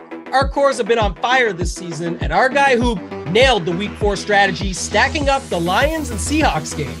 Hoop went cheap at quarterback, rostering Geno Smith with the double stack of DK Metcalf and Tyler Lockett. He then went full onslaught for the game by adding Jamal Williams, TJ Hawkinson, and Josh Reynolds from the Detroit side. Hoop topped off his lineup with several one-offs, including Austin Eckler, Josh Jacobs, and the Eagles D, racking up a score of 252 DraftKings points with a unique lineup that actually took out a 33-man dupe train, shipping the Hoopster $1 million in the Week 4 Millie Maker. Several of the players from Hoop's lineup appeared in his core plays and cash player pool provided to our premium members, who also had some pretty big weeks. MC won over 3K on DraftKings, Raholman hit for over 5K, Nika hit for over 6K, and Chase Addy NC shipped for over $45,000 on FanDuel. And Hoop isn't the only expert to hit big recently. JT Hayes hit for $20,000 in MLB last week. Big T hit once again, profiting over $33,000 on the NFL Week 4 afternoon slate. And our guy Locks had a huge night, shipping for over $213,000 on the Sunday night showdown slate. You can watch all of our experts for free by visiting our YouTube channel and subscribing right now. For our premium content, where you can access all of our core plays, playbook, Discord, premium videos, and more, visit RunPureSports.com and sign up for a membership today. At RPS, every sport is included for one low price. Sign up for our premium membership today, and let's keep running pure.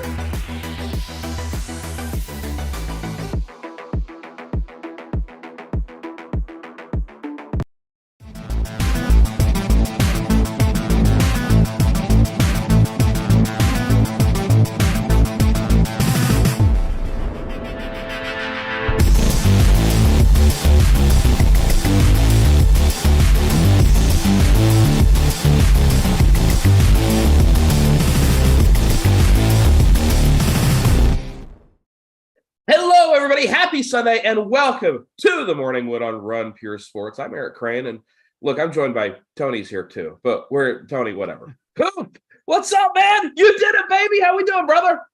It's feeling great. I feel like I finally belong now. I mean, Tony got the million, you got the million, and I got mine. So I feel like for a while there, it was feeling rough. Like I was the third man, odd man out type situation, but got the job done last week. It was obviously a feeling, undescribable feeling. I mean, you guys both went through it. Now I have. Just absolutely incredible. And the family was there to celebrate. The kids were excited.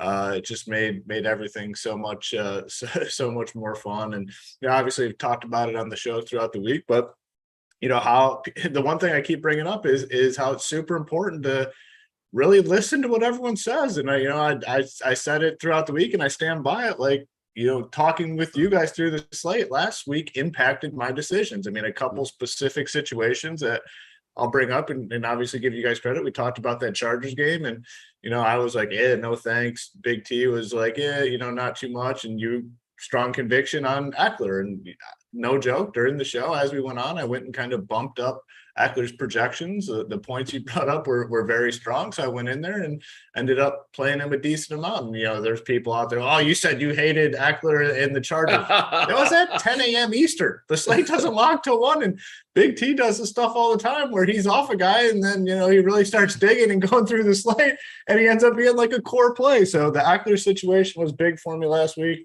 You got me on that path. And then when we talked about the Jalen Hurts game, the Eagles game, I had a good chunk of him and Tony's like, man, I can't even play him this week. So as we talked through it, I just went in there and X'd him out and bumped Geno Smith and Goff. And then obviously if I didn't make those two changes last week, wouldn't have won the $1 million. So it's important to work all the way through the slate up to lock, really hone in and take everything in. Now on the other side, that can work against you where you're digesting too much stuff and then you're just totally out there. You have to stick to your convictions on your plays.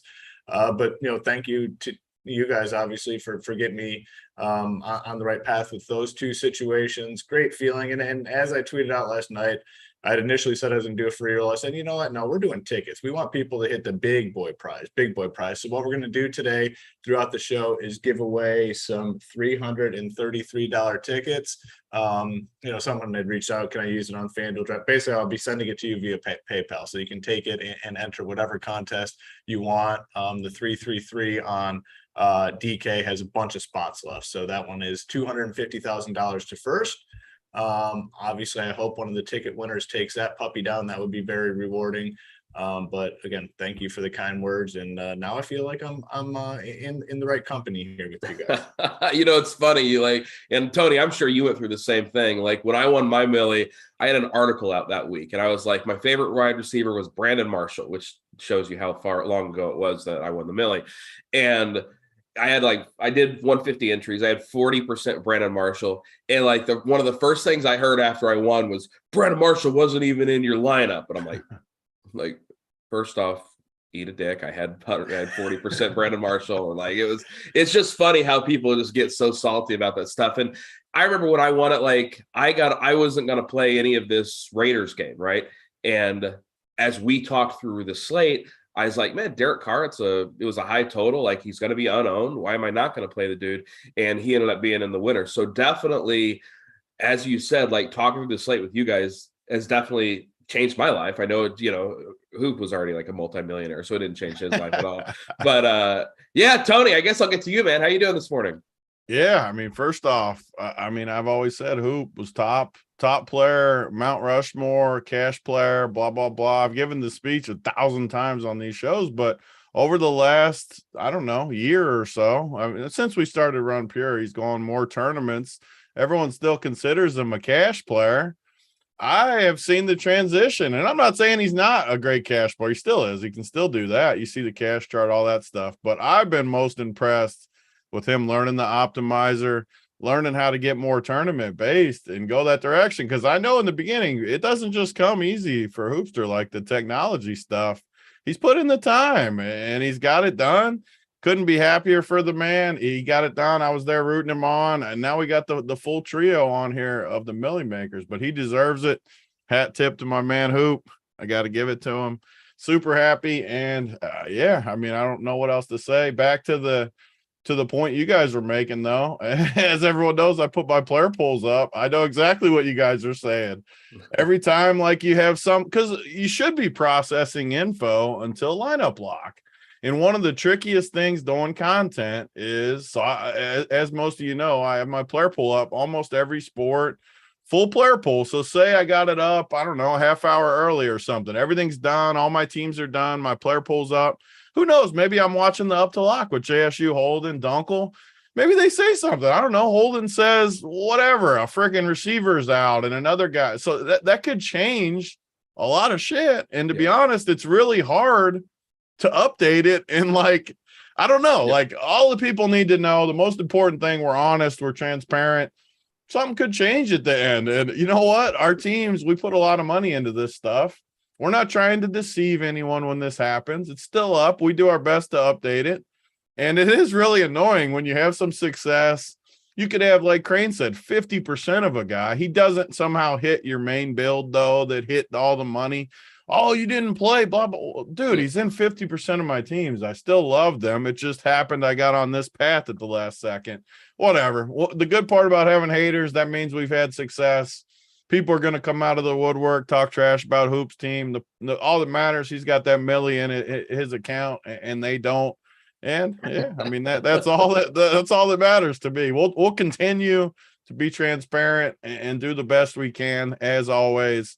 He's going to give back, which is another topic. I sent a tweet out last night because we got Locks. I mean, Locks hits for 200 plus sticks, gives out a couple on the Millie Maker show. Hoop's giving out some 333s. I think we do a great job of giving back and just giving people chances that they wouldn't normally have. A lot of these 333 tickets are people playing 20, 30 bucks a week or whatever. It gives them a chance.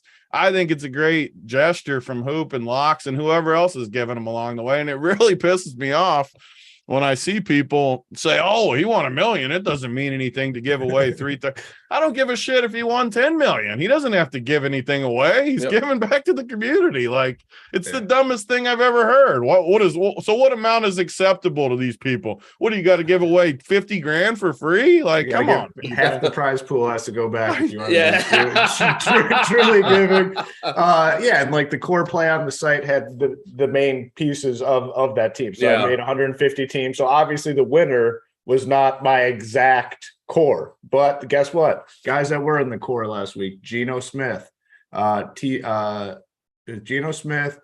Jamal Williams. You don't even remember how rich is Hawkinson. Hoop. You don't even remember. Oh, I mean, I'm trying to think. We structured it up. The main point is he's by far the richest again now. It's been reestablished. I'm trying to, like I told you guys prior to last week, any baseball hits I've had along the way, my goal is to catch up to Big T again. I once used to have a lot more money than Big T, and when he passed me, it hit home. So that is my goal in grinding the 150 streets, trying to catch up to Big T, and it's still a journey and goal of mine.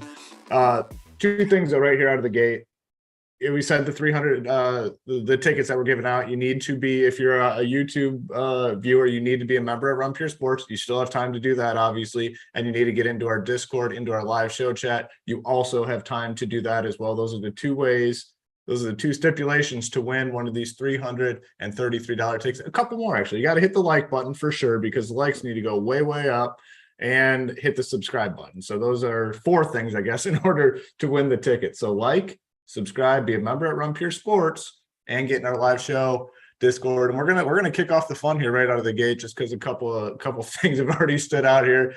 Big T's talking about the haters, and the haters of RunPure. It's becoming more and more difficult for the haters of RunPure, because it is, I mean, literally just about every slate, every sport, there is RunPure not only in contention but winning.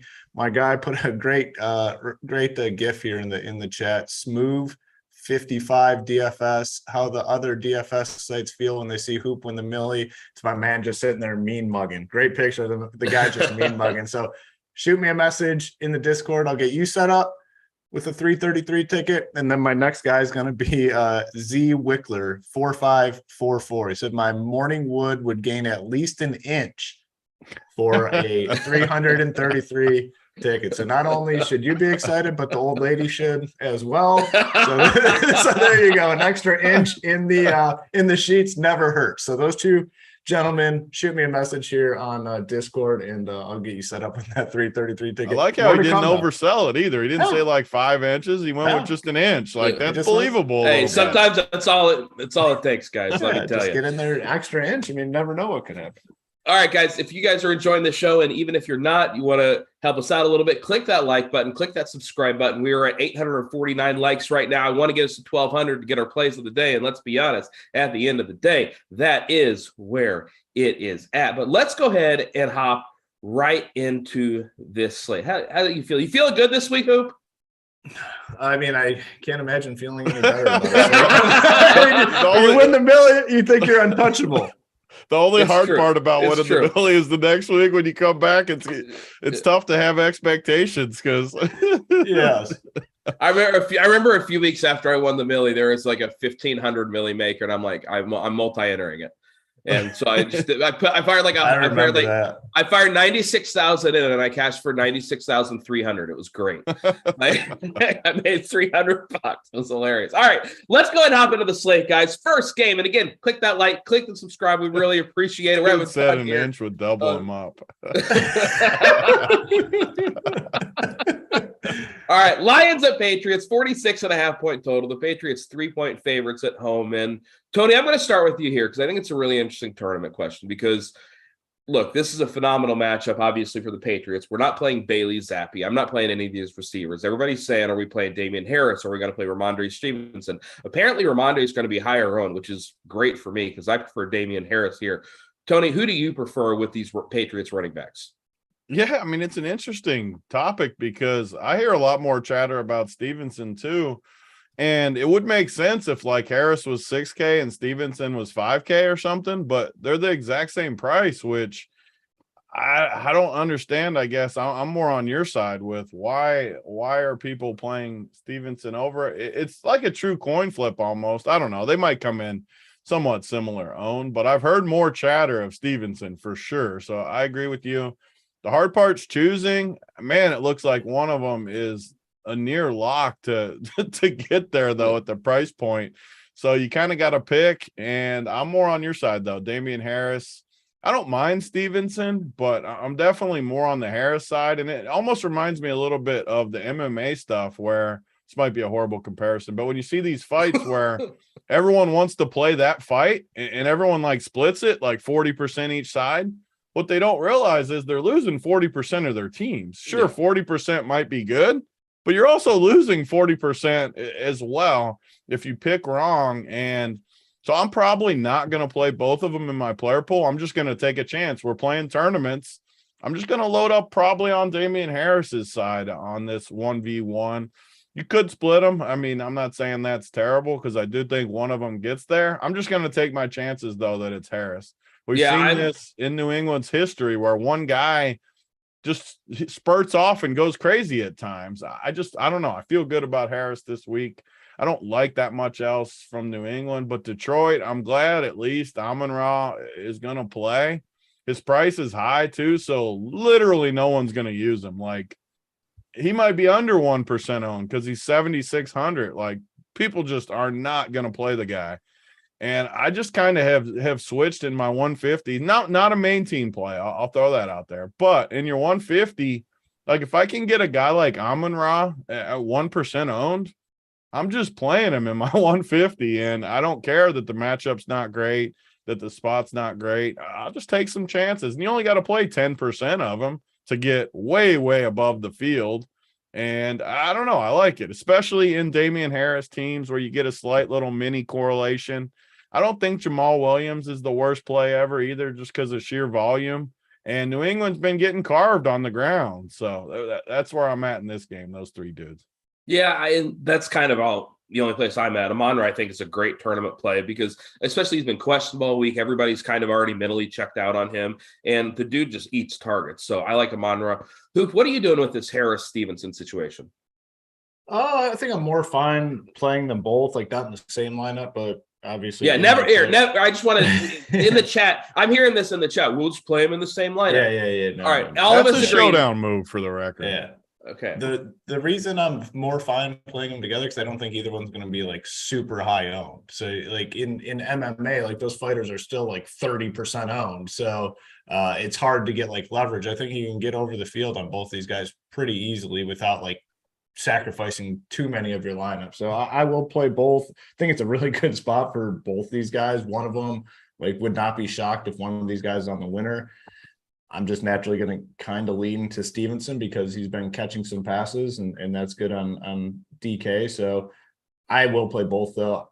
I think this is just a brutal spot for the Lions. It's not, St. Brown is not going to be owned like at all. I mean, You need a damn Lions jersey after last week. Who's going to be? They've got to be. You got to scoop one. They owed me. They've owed me that after like my whole life. I'm sending you a Lions jersey. We got to get him one, Crain. Hoop's also going to be the only guy in Michigan that owns a Geno Smith jersey. Yeah, well, I got a list of guys that I owe the favor to. The Lions owed me. I woke up every single morning as a kid watching the Lions on Sunday, super pumped. They let me down my entire life, so they owed me that. So I think they redeemed themselves. Yeah, they definitely did. They made their equity back. Yes. I think this is a brutal spot. I mean, I'm cool. I'm good with Hawkinson. I mean, I don't mind keeping St. Brown in the player pool. He's going to be super low owned. Jamal Williams, not all that interested. So I think this is a spot where the Lions just get stomped. Patriots at home, where they're going to probably just run the ball as much as they possibly can. Give me these Patriots running backs and, really nothing else here. All right, let's move on. And again, guys, I want to remind you guys, click that like button, click that subscribe button. Santa Hoop is here. He's giving away some tickets as the show goes along. So keep watching. And again, if you want to get those tickets, though, you got to be a member over at RunPureSports. So check us out, RunPureSports.com. We're bringing you this for free, of course. We're YouTube chat. I'm hanging out with you in there also. I see everybody talking about need a Hawk jersey. Doesn't Stevenson have that breakaway speed? Yeah, he does. I have a lot of guys. I mean, Josh Jacobs and Geno. Jacobs is the one you got to get. Jacobs is like Raiders portfolio. That's your Sanu, buddy. I got like 4 Renfros, so maybe I can just, like I said, I'll start duct taping and turn that sucker into Jacobs. It would be like the nittiest move if you just like crossed out Renfro and put Jacobs under there. Like that would be such a hoop move. Like I'm saving that 79. Sounds like Renfro is back tonight, boys. So I mean, he has a chance to redeem himself.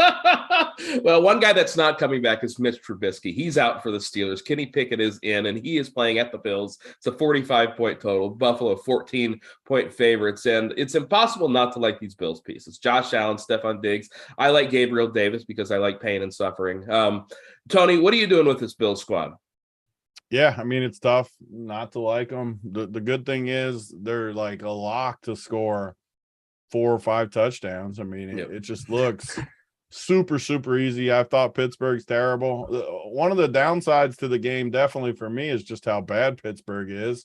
But we always talk about the argument in football, like, do you take the easy points with maybe not as much upside, or do you take the harder points with more upside? And I don't know. Honestly, I've gone back and forth for years about this, because if Pittsburgh somehow keeps it close, like these Buffalo guys are just going to absolutely smash. And even if it doesn't stay close, they got really high floors. I don't know. You have to like the spot a little bit. I think it's a pretty sneaky spot for Singletary too. 6,100. You could see them just kind of taking this game easy a little bit and pounding him for 2 or 3 touchdowns. I could easily see that. I swore off these cheap tight ends, but man, with Knox out, you got Quentin Morris at 2,600. It's tough not to go. I swore him off and I wasn't going to do it this year, but man, like if you're playing Josh Allen and Diggs, I think it's or even Gabe, it's very, very interesting just to plug Quentin Morris in there, especially on Josh Allen teams, because 2,600, I mean, we talk about it all the time. All it's going to take is one catch where he gets in the box and you're in good shape at that price point, especially with a lot of the spend ups we can get up to this week. So love Buffalo. I'm with you there. I'm basically good with everyone. I probably won't play McKenzie though. He was banged up and his price isn't cheap anymore. I mean, the guy isn't where he was. I think he's out. Oh, they rolled him out. I didn't see they officially. Yeah, I think he's I think he's on the doubtful side of everything. If he's not playing, then I like Shakur too. I wasn't sure that I didn't realize McKenzie was on the doubtful side. Where you at on my boy Gabe Davis? I love Gabe Davis. Yeah, he's finally healthy. I mean, I like all these Buffalo guys. So I don't know. I'm giving serious consideration just to play Josh Allen doubles and kind of just jam them in there and take my chances with the floor. I kind of have a feeling Pittsburgh, I've been down on them all year. I'm not saying they're going to compete or anything. I think they can score, though. I don't know. I kind of have a feeling they might put up some points, which, I mean, if you guaranteed me Pittsburgh would score even 20, which they might not be able to, if you guaranteed me 20, though, I would just be all in Buffalo because they're going to score 40 if Pittsburgh scores 20. So, yeah. I don't know. On Pittsburgh side, I think you can play Freiermuth, who it gets a ton of volume, especially with Pickett in there, I think. And my man Pickens, an explosion's coming. I know it's coming. Not saying it's for sure going to be this week, but he's got a nice connection with Pickett. And the dude's a stud for 4,300. So I would really like to run back with one of those two. Yeah, I mean, even Claypool, like I was on him last week. Oh God, no! I'm not letting you do it again. No, I'm not touting Claypool. I'm just saying that like he did get a chance at a 50-yard bomb last week that he straight up dropped. So like, I mean, I know that he's throwing to Pickens more. He's still going to throw deep to Claypool. Hoop in tournaments with this Bills squad. I mean, Diggs and Allen, they're so expensive, but it's awfully tough not to want to get exposure. Yeah, I kind of agree with Tony, and just take it like a step further, like. The Bills are the one team where they will keep going, even if they're up 4 touchdowns, especially at home. Like Josh Allen typically stays out there and they continue to put points up. So the fact they're at home here, I like them a little bit more. Do I think the Steelers are good? Absolutely not. But again, like as long as they're within 3 touchdowns, the Bills are going to continue to play their guys into the fourth quarter. So like the Bills, I think the fact that this is a 14-point spread and we haven't really seen that a ton this season keeps people off the Bills. So you get the best fantasy quarterback in the league, I think, coming in at a little discounted ownership. Stephon Diggs, Luke Ray, Gabe Davis. I'm just going to keep playing him. I don't care. Like I'm so pot committed now, and I have a lot more money where I can just continue to do it. So I'm just going to continue to play Gabe Davis. The guy, I think he is a stud, and I think what was the not stat, but the he logged his first like full practice in a couple weeks here, so that would indicate that he's at full strength. McKenzie likely outlove him. Singletary should be a good spot for Singletary here. Again, don't really need to worry about ownership whatsoever, but you have to imagine he had 11 carries last week in a game that they're leading by a couple touchdowns. He could definitely get that into the teens, and he has a passing role. So definitely in on Buffalo. The hard part, though, obviously in tournaments, if you want to run it back with anyone, it's only a couple options. Probably Deontay Johnson and Freiermuth are the only guys you can look at. But I'm gonna be up on these Bills guys for sure. Did we get to 1,000 yet on the likes? No, we were at 9. Did we? Nope. That's the next round of tickets at 1,000, and there's going to be a bunch. I know Tony has a couple. I have a couple. So we got one in the live show chat that's a lock to win. It's just got me rolling. I gotta jot that one down because there's so many damn messages. You'll see it when you see it. The picture will give it away. It's a good one. I love it, guys. Click that like button. We're trying to get to 1,000 likes right now. Santa Hoop's going to give out more tickets. Let's move to a game where I like, and Tony, I saw you in the chat on I think it was my Wednesday show, and I know you like it. It's the Texans at the Jaguars. Maybe you've changed your mind. Maybe you don't. It's 43.5 point total. The Jaguars 7-point favorites at home. And Tony, we are on Team Trevor this week, aren't we? Yeah, I mean, I wouldn't say like full on. Tony's all in on Trevor Lawrence. He's all in on him. That's what I heard. I wanted to be clear about that before I dove into it, but I do like the spot because you have clear distributions too, where Christian Kirk, I think, is super underrated. A lot of people do right now. I'm not saying I'm the only one, but you can put him in there. Zay Jones is in, right? Yes. Yeah, he's in. Yeah, he's playing. Which means Christian Kirk moves back to the slot. Yeah, which is good. I wanted Zay in there for sure, 4,100 too. And even ETN, like we keep talking about the explosion spot, I think you can play him with Trevor Lawrence too, just because we're kind of banking on him catching a dump off, going to the house, big playability. So I think you can put him in there. And then I just think they're going to score on Houston. Houston might be the worst team in football. They just don't have a whole lot of anything. Only hard part for me is who I play coming back, because I always want at least one run back. I guess you could play. Oh, I hate myself, man. I always fall back into the same spot. But OJ Howard, 2,600. Boy, I did not think you were going there. I know. Guy I goes hate from myself. I'm done last week. I'm done playing all. I know. I give it to me. I deserve all this. I deserve it. Talk me out of it. But man, 2,600 for OJ Howard. I talked you out of it. He sucks. Done.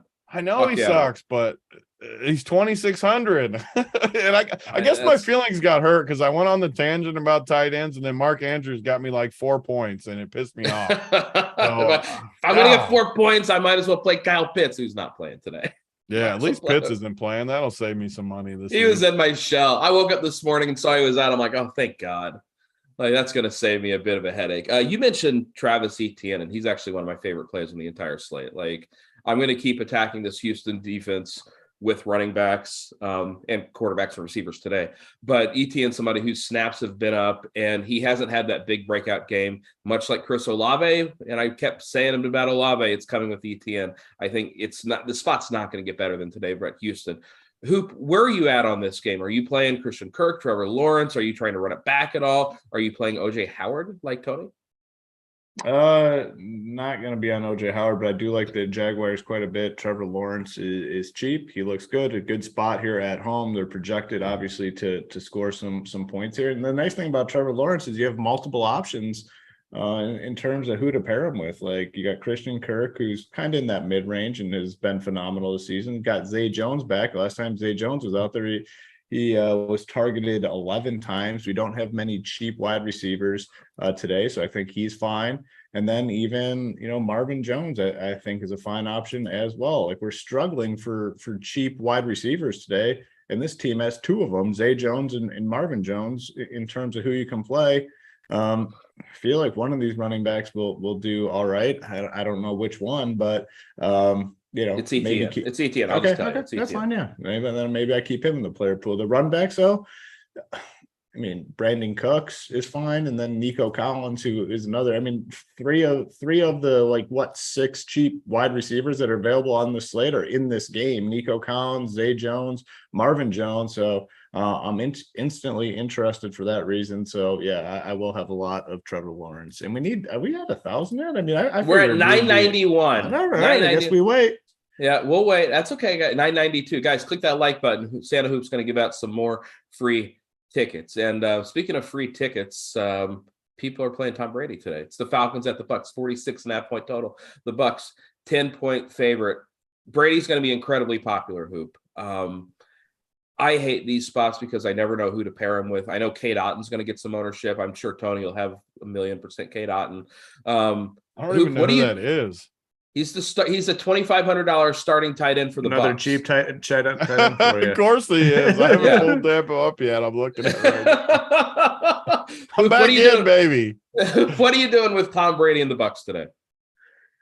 Oh, I mean, obviously this is a spot that is going to be, I think, very popular. Tom Brady is $6K on DraftKings. People are immediately going to go to him as their cheap quarterback. I think he is probably like the highest owned quarterback on the slate would be my guess, just because of that price tag. Chris Godwin finally got the targets, and the thing is, like, earlier on in the week, a lot of these sites didn't have Chris Godwin like popping as a play, but then as the week went on, more people started talking about, like, oh well, he got 10 targets last week and finally got those 7 catches.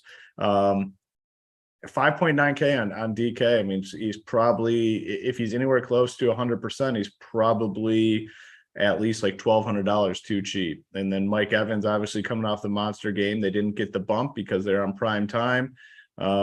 Strong play as well. You got the cheap tight end in Cade Otton at 2.5K. He'll be the most highly owned cheap tight end. And then Uncle Lenny, people are going to look to here as well in a really good spot. Didn't really get the carries last week, but 7 targets. The stat was out there, like in the games where he gets over 15 carries, they've won. When he got under 15, they've lost. So you're looking at 4 very appealing but yet popular pieces, and I guess 5 with Otten. So I think if you are playing the Bucs, which I will be playing these guys, you have to be careful how you build the teams around them, because like I said, I think you see a lot of popularity. A lot of people, if they play Brady, they're going to play Brady with Godwin or Evans, and then play the cheap tight end in Otten. In terms of coming back, there's only like one guy you can really consider, and it's probably Drake London. But Bucs clearly in play, good spot. They're projected to score 28, but they will be popular on the slate. So, Tony, now that you've looked at the Bucs, Here we go. That's not look at that face. That was a good face too when it froze. I'm right back. I'm here. All right, You came back quick. You were going down what's it called? The MediaCom path. Oh man, I'll tell you, MediaCom, man. It's funny because my TV is always ahead of all my friends, so I like message them about a play in sports. They'll be like, dude, shut the fuck up. I don't know what you're talking about. I haven't seen it yet. But the internet can be a little rough. All right. But Tony, what are you doing with this Bucs side? Because they are going to be incredibly popular. Yeah, I mean, I just can't play Brady, especially as chalk. I mean, it's 15, 20. I just can't do it. He's got no rushing. You need 4 touchdowns. Yeah, he could get it against Atlanta. I just am not. The good part for me is I like Uncle Lenny. Good spot. I just think it's a really good Lenny spot to get going. Good leverage. He's going to be high on too, but if he gets a lot of the work, I just think you really, really neutralize the field a little bit. So I'm going to be on the Lenny side. I will not have Brady guaranteed. I mean, I didn't even know who Cade Otton was a minute ago, but if he's 2,500 and a starting tight end and Crain brought him up, I don't know. I can play him. Big T's fully back on the chief tight ends. 3 of them already. Lasted a week. And Andrews is off the slate. So I guess in your defense, there's no like spend up option. So you have no choice. So really. Who's even like so the top guy of the slate's Tyler Higbee? Yeah, sign me up for the cheapies again. Tyler Higbee's the top tight end. Come on. Tyler Higbee doesn't have like slate breaking upside. So yeah, I'm back in, and my boy Freiermuth too. We'll talk about. I'll wait till we get to the game because I do have a comment about a tight end that I think is like the worst play I've ever seen. So I'll tease that a little bit. Atlanta side though, I can play Tyler Algier though, because 4,700. I like the stud receivers. People are not going to play these guys at Cooper Kupp, Justin Jefferson. These guys are not going to get the ownership they should, in my mind. And I still want to take advantage of these cheap running backs. So I'll play some Algier. And I actually don't hate Caleb Huntley too at 43. So I don't know. I'm going to take some stabs on these 2 Atlanta. I'm not going to play Drake London. I'm going to run it back with a cheap running back from Atlanta. Yeah, I don't like Drake London the more I've looked at him. Like, I don't like the matchup. I think the Falcons just get absolutely rolled here. Like I'm glad that people are going to play Brady and play it with the bring back, because I'm with you, Tony. I like Lenny. Godwin is too cheap, and I think Otten's fine. All right. Hey, Hoop, guess what? We had 1,000 likes, buddy. There we go. All right. Next group here of tickets. We'll get them out so we can continue on with the games. Got to pay back my boy Swint. He was the original Hunter Renfrow. I can't get over the Hunter Renfrow jersey situation. He was the original that tracked down a Renfrow jersey for me, got it delivered super quick, and sent me a bunch of messages about it. So got to reward good people doing good things. My guy Swint, definitely get one of those tickets. Bring the Noise, a good guy, loyal member, has been very active in the chats for us. So Bring the Noise and Swint, and then Big T had one that he was going to give away as well. I thought you were giving Big T one. Yeah. I don't say no to 333 Wildcat. I love those things, but you want me to give one away? Yeah, we got to give it to our boy Space Cowboys. He always takes care of us, and he did the GIF. I was going to talk about it, but Yesterday, God, what game? I'm drawing a total blank on what game. Oh, obviously Cleveland yesterday in baseball. The dude hit the walk-off, goes around second base, hits the jumper, and then gives the too small to the other team. The too small, it gets me going a little bit. So Space Cowboy, my boy in the chat, post the too small gift. That's always a way to get in my heart. So Hoop's gonna hook you up too. Yeah. You always take care of us. Got to take care of you. Yeah, I'm adding one more too here right now as well. My guy Eddie DT in the chat as well. His I think had the shirt from last year, but his kid he got the shirt for his kid that says "Made on the Workbench" and it has like RPS logo in the middle. It was his birthday. Oh, it's perfect. The kid's birthday was yesterday. He turned 8. So first off, happy birthday to your son. And that shirt is just the stone cold nuts. Absolutely love that. We got to get those in production here at RunPure. So Eddie DT, hit me up. We'll get you a ticket as well. So we got Swint, Bring the Noise, Eddie DT, and Space Cowboy as well. So you guys reach out to me. I'll get you those tickets. Santa Hoop's giving them out today, Crain. Yeah. I like it. Has he reached the limit where people are happy yet, or does he have to give out like 14 tickets? It's got to be more than that, man. He's got to give out at least more than 14. Yeah. He's got. Remember 37X. That's where we're at. He's got to get 37X. 37 tickets. 90K. Let's shoot for that. Oh, 37X. Mrs. Hoop will be in here shutting the stream down. I can't ever tell when Crane's froze. I think he's froze. Oh, yeah, he is. Yeah, he's got that. That is a good freeze, though. He's got that smile going. He's always got the smile, though. You can't tell he's frozen at least for like 20 seconds. Okay. So it's funny because I can hear you guys talking about me being frozen. It's the craziest thing. Like I can hear it fine. That was a good one. You had a very nice smile. I mean, that was it's just perfect too. Because with his backdrop, like unless he's moving, you can't fully tell, and he doesn't move often. He just sits there, perfect, looks ahead.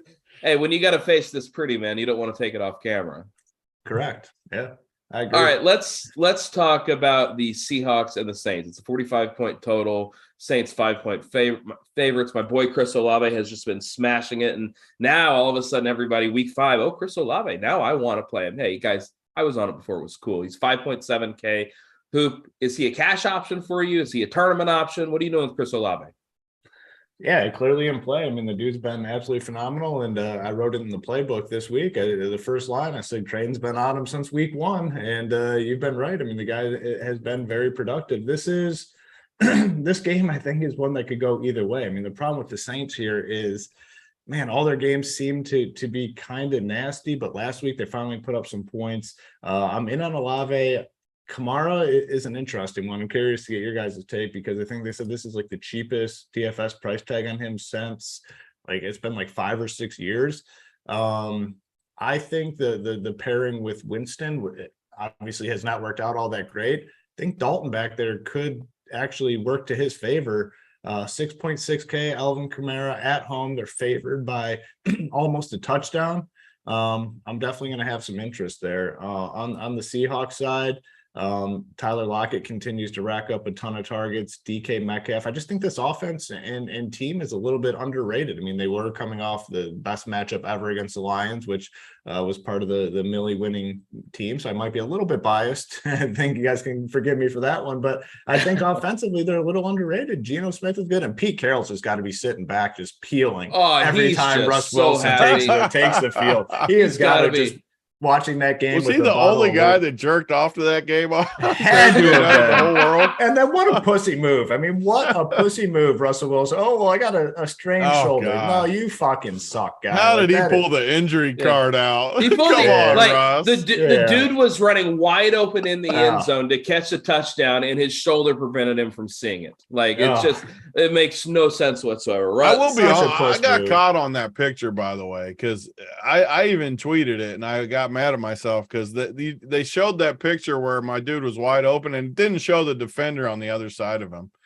He was wide open, don't get me wrong, but once you watch the actual play, he wasn't literally just out there by himself. There was a defender out there. So it was a little misinforming. I'm Still fine sucks, though. It doesn't misinforming. Yeah, change the- Yeah, but he Russ was still open. sucks. I'm not saying he wasn't open, but there was at least a guy out. And I was all in KJ Hamler that night. So believe me, I wanted him to get that touchdown. I remember I saw your player pool because remember I was on who was I one that you made fun of me for? Oh, I was on Melvin Gordon. Gordon. And you, hey, I shipped a 4-4-4 first seed on that day with old Melvin. I believe it. I mean, there was no scoring. So if you told me there'd be no touchdowns, I'd have been all in on Melvin too. I had Melvin Gordon, and I had like the 5% owned Colts kicker. It was a beautiful day. It's a beautiful That's all you needed right there. Yeah, it really was all I needed. But yeah, so we like Olave. Somebody in the chat said Jarvis Landry. Like, no, stop. Not like Jarvis we're not doing Jarvis Landry. Like he's got the same upside I have in a dunk contest. Like we're just not going to do that. Tony, what are you doing with this game? Yeah, it's pretty cut and dry for me. I mean, the New Orleans side, Kamara and Olave are the only spots I think you can go to. I don't see anything else that really sticks out there. I mean, I guess you could play Dalton. He's 5,200 against Seattle. Seattle has no defense whatsoever. I'm probably not going to do it, but I don't think it's the worst move to play a 5,200. Would you rather play Dalton or the Seattle defense? I mean, do I have to pick one? I mean, the Seattle D that's the question. I think you can play Seattle D and Dalton. Like they're both fine. Like Seattle D, you can always play a defense against Dalton because he throws pick sixes and they're 2,500. So I think Seattle's D is horrible, but Dalton's been known for throwing pick sixes. So you can play any D. I mean, it's so much variance in defense. I don't know though. I think you could a sneaky correlation. So we could have New Orleans just suck. Like they're not good. A sneaky correlation for cheap is Rashad Penny and the defense. I think you can easily go to that. They're both going to be somewhat low owned and cheap. So I think that's kind of a sneaky correlation. You know, the build this week is so freaking obvious. Like you just save at running back, you spend it at receiver, you save at tight end because you have no other option. Like the build this week, there are so many. I don't like Rashard Penny, but I get what you're saying. And I don't like crazy him either. Thing. Yeah, like New Orleans defense is good, but just in theory though, like New Orleans could suck. Like they're just not very good. Yeah, so that's possible. And I do like Kamara. I'm not as in on him as other people are, but I should have more interest. This is a high total, like in a good spot. Like I need the to have risk more with him is the same thing as I'm saying the other way though, right? Like I think he's a good play, but there is a risk that he just has lost a step and New Orleans just isn't good. That's still on the table. Yeah. But I can't very well say that, you know, the guy might have lost a step and then still play Melvin Gordon last week. So, all right, let's go Chargers and Browns. It's 47-point total. Chargers favored by 1.5. Before we get into this game, click that like button. We're still trying to get some likes. Santa Hoop is still here. He's giving out tickets to Run Pure Sports members. Oh, what, Hoop? Just in the process of making these payments here. So we're that's multitasking, man. Santa Hoop. Santa Hoop. The dude in the chat said no Taysom Hill. Like, I mean, I would. Is he a tight end on one of the sites? Is he a tight end FanDuel still? I have no idea. I know he's not on. I haven't looked at Taysom Hill in so freaking long, man. If he's a tight end on a week like this, he's in play. But obviously, you're not playing him at quarterback. But so he's 6,000 though. Like you can't play him at that price on FanDuel. Like if he was like 4,500 on FanDuel at tight end, I think you could at least consider him. You're not playing him at 6K though. You just can't. You can't do it. All right, Chargers at Browns, 47-point total. The Chargers 1.5 favorite. Hoop's busy paying people some money. So, Tony, I'm going to go to you. High total here. I don't think there's going to be a lot of ownership in this game, and this is one of those spots that we always talk about. High total, low ownership. Why aren't people going here? And these offenses are pretty condensed. It's going to be Chubb, Hunt, and Mari. It's going to be Eckler, Mike Williams, and Josh Palmer, by the way. It's Josh Palmer day. So, Tony, what are you doing in this game? Yeah, I think you pretty much nailed it because I like these spots where you can play Herbert with multiple pass catchers. It's just easy. Mike Williams, Josh Palmer, Everett. Everett's looked good too on a week where tight end's not that good. So I don't know. You got a clear distribution. I actually got on some Eckler last week too. Crain talked about it on the show. We both kind of laughed at him. I ended up playing him on some of my better teams. Honestly, it wasn't that I liked him, but the way my roster construction came together, I needed a spend up running back that I didn't realize to start the show. And he just fit. And I thought of Crain too when I played him. So I'll give him credit. I was like, Crain liked him. I'll take a stab on Eckler, but I'm not going to go back this week. I'm definitely not going to play him this week because I like some of those other spend up guys more. And I just like the passing game. Herbert, Mike, Palmer, Everett is just a clear Herbert plus 2 guys route tree for me. And you got clear run backs too on Cleveland, where Amari Cooper has had big games and bad games for his whole career. This week he's 6K and he looks like a perfect run back for me. I really, really like him this week as a run back. Not going to play Chubb at 8K. I'm sure he'll beat us like he beats us most weeks, but not going to play him.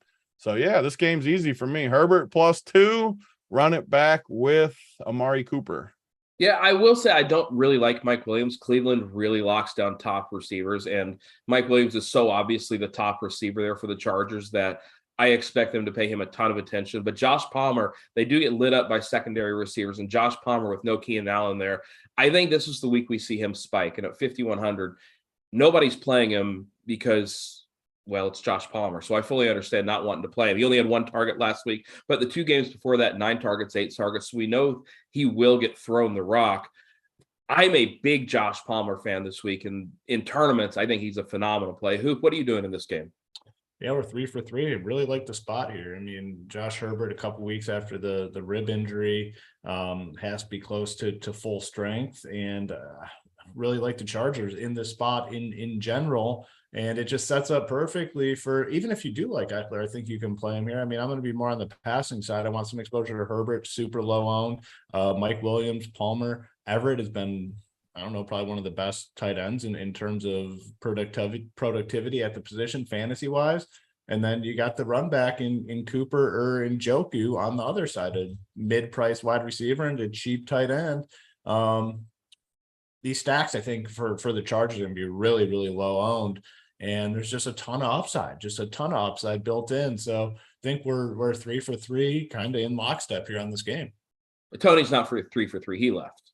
Yeah, he's he just peaced but he's out. on the game though. So you know what? I'm good. sitting here. I have to go pee too, Tony, and I'm still sitting in my damn chair. All right, I don't want to hear. Hey, who are you giving away more tickets? Can I give a suggestion? Yeah, well, yes. Okay.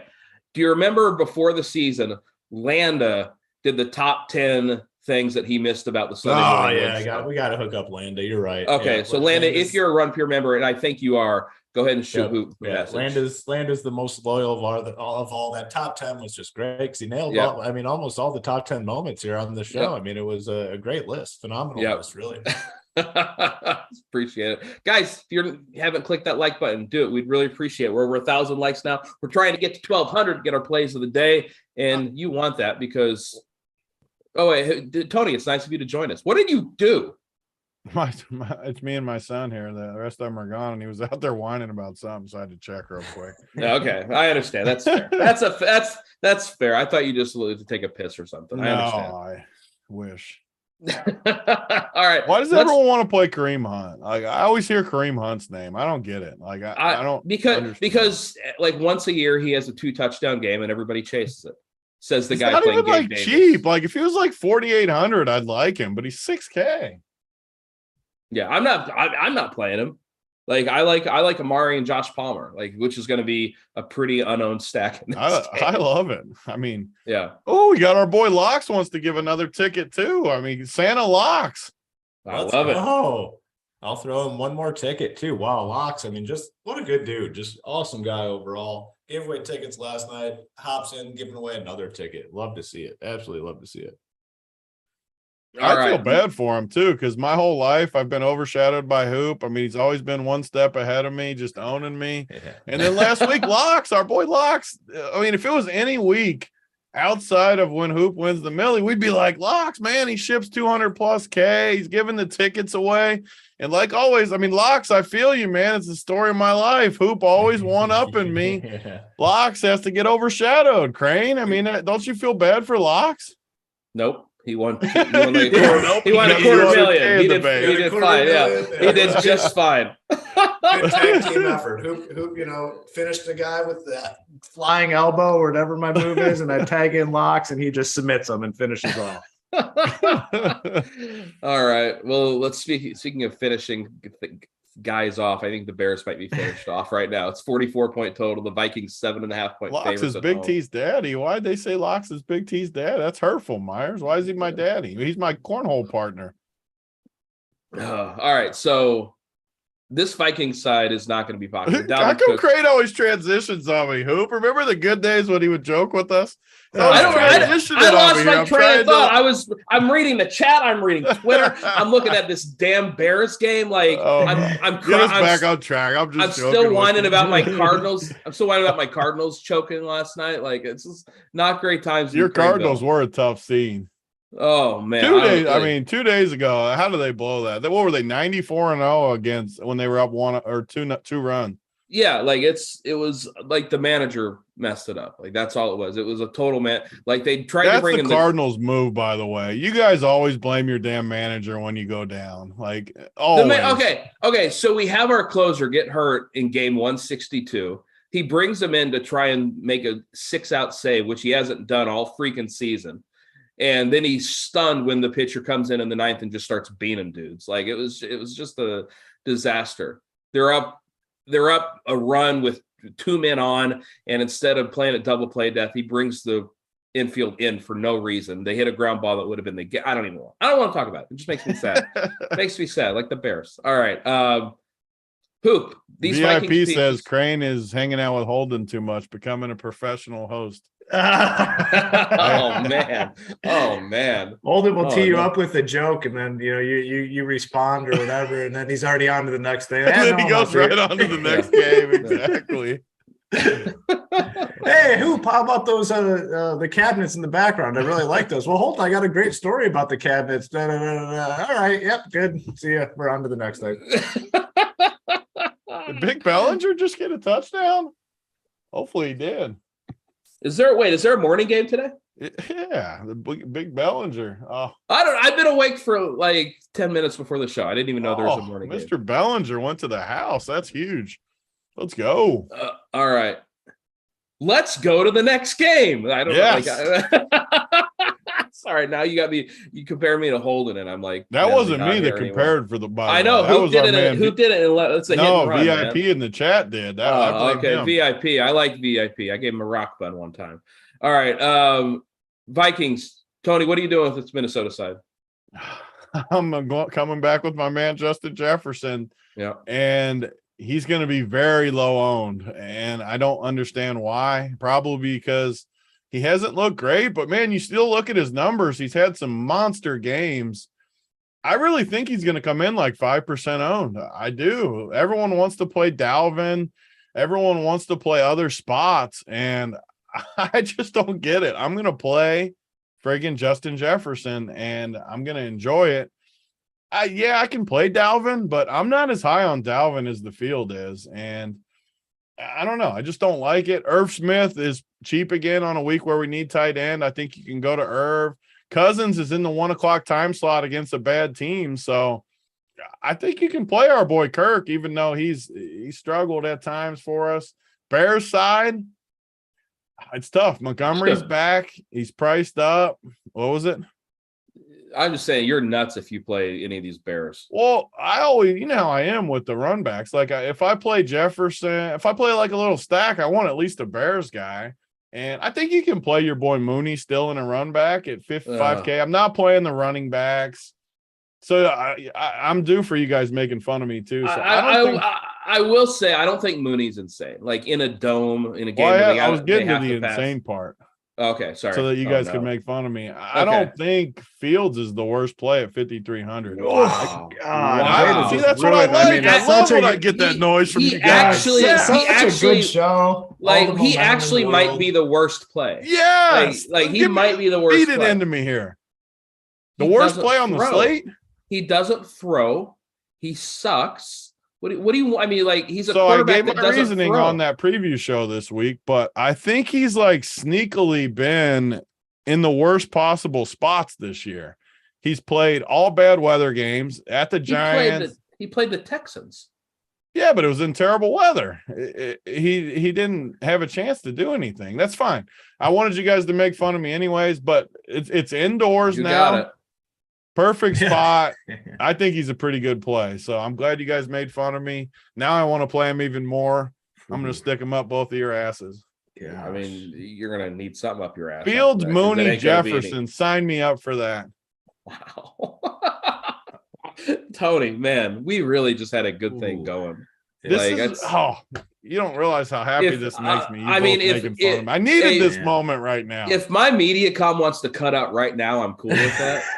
Like, get the right face, get your smile. Just get your he's smile. Literally played 3 good defenses in 4 bad weather games. Now he gets a bad defense in a dome and he's free and he runs. Explain to me how that's the worst play of the slate. Because Justin Fields is throwing him the ball. Although I will he's barely throwing the ball. You don't need him to throw the damn ball. He runs for 50 yards. He's going to run one in. That's 11 points. He's 5K. I think I will take Fields over Russ. I will say that. Okay, so I got a question for Hoop, because I know Tony's going to answer no, and he's wrong. Is Fields one of the 5 lowest scoring quarterbacks on this slate? No chance. I'll gladly bet any amount. 5 lowest on the whole slate? Yeah. You're nuts. Got Baker Mayfield going. He sucks. Yeah, I mean, Fields. Ew. I mean, but you know. All right. Well, if you guys are making me like Big it T even likes more. that though. That's what Big T wants. This is what he wants. Yeah. Oh man, God, we had such a good show. Can we go back to the Chargers and Browns where it was just happy kumbaya? Everybody's like, it's 3 for 3. Like Tony just comes over here with the cold. I got water excited play. when Bellinger scored for the crew. Freaking the cold water play of the day for Big T. All right. Let's talk about the Titans and Commanders. Put him on my main core now. You just inspired me. I'm so pissed. You are not putting Fields on I love Fields. Oh my goodness. Yeah, if he crushes, this game could score points. You get a big victory lap if he crushes. Is this a 39 total so we can check off one of the check marks of the old school wood?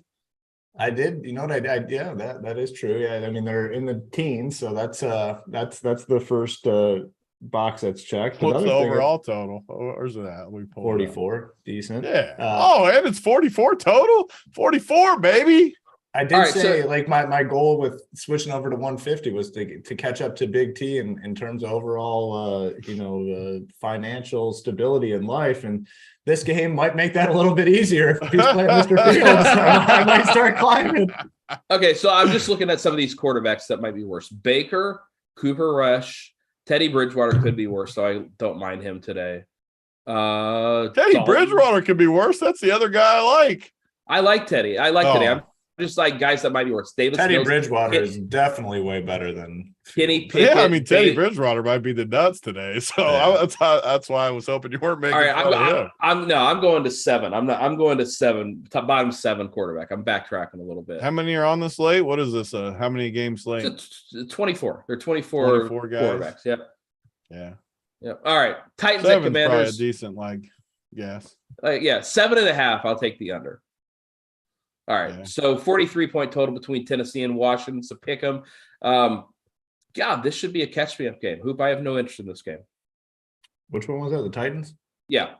Yeah, I'm going to slight disagreement. I have a weird feeling. Now, this is one of those feelings that I don't know. That you get when you win $1 million. Yeah, when you win $1 million. Feel a little overconfident. Nothing's going to go wrong. It could be one of those plays, and it's a guy I never really liked playing, but man, I think this could be a Derrick Henry game. I think he could just pound here and get 3 touchdowns and just break the slate against a Washington team who I don't think is very good. I never played Derrick Henry.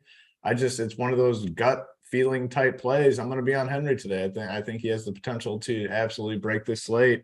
So if I like him, I'm naturally off everyone else on the Titans side, and probably the Washington side as well, just because I think it could be a game where the Titans get this lead and pound with Henry. There's a little bit of pass catching upside now we're seeing out of him. So kind of like Derrick Henry here, and that's something I haven't said in a long time. All right, Derrick Henry, I guess I could get behind that. Tony, are you on King Henry? Are you on any of these guys? No, I got to keep the disagreements going after you guys made fun of me. I can't I can't play the big dog at that price. I don't know. I don't like it. All right. Game that you guys apparently do like, and I do as well. It's the Dolphins at the Jets, a 45. I don't get to talk about my boy Wentz. Oh, I thought you were done. I wanted you guys to make Move fun it of on me again. next.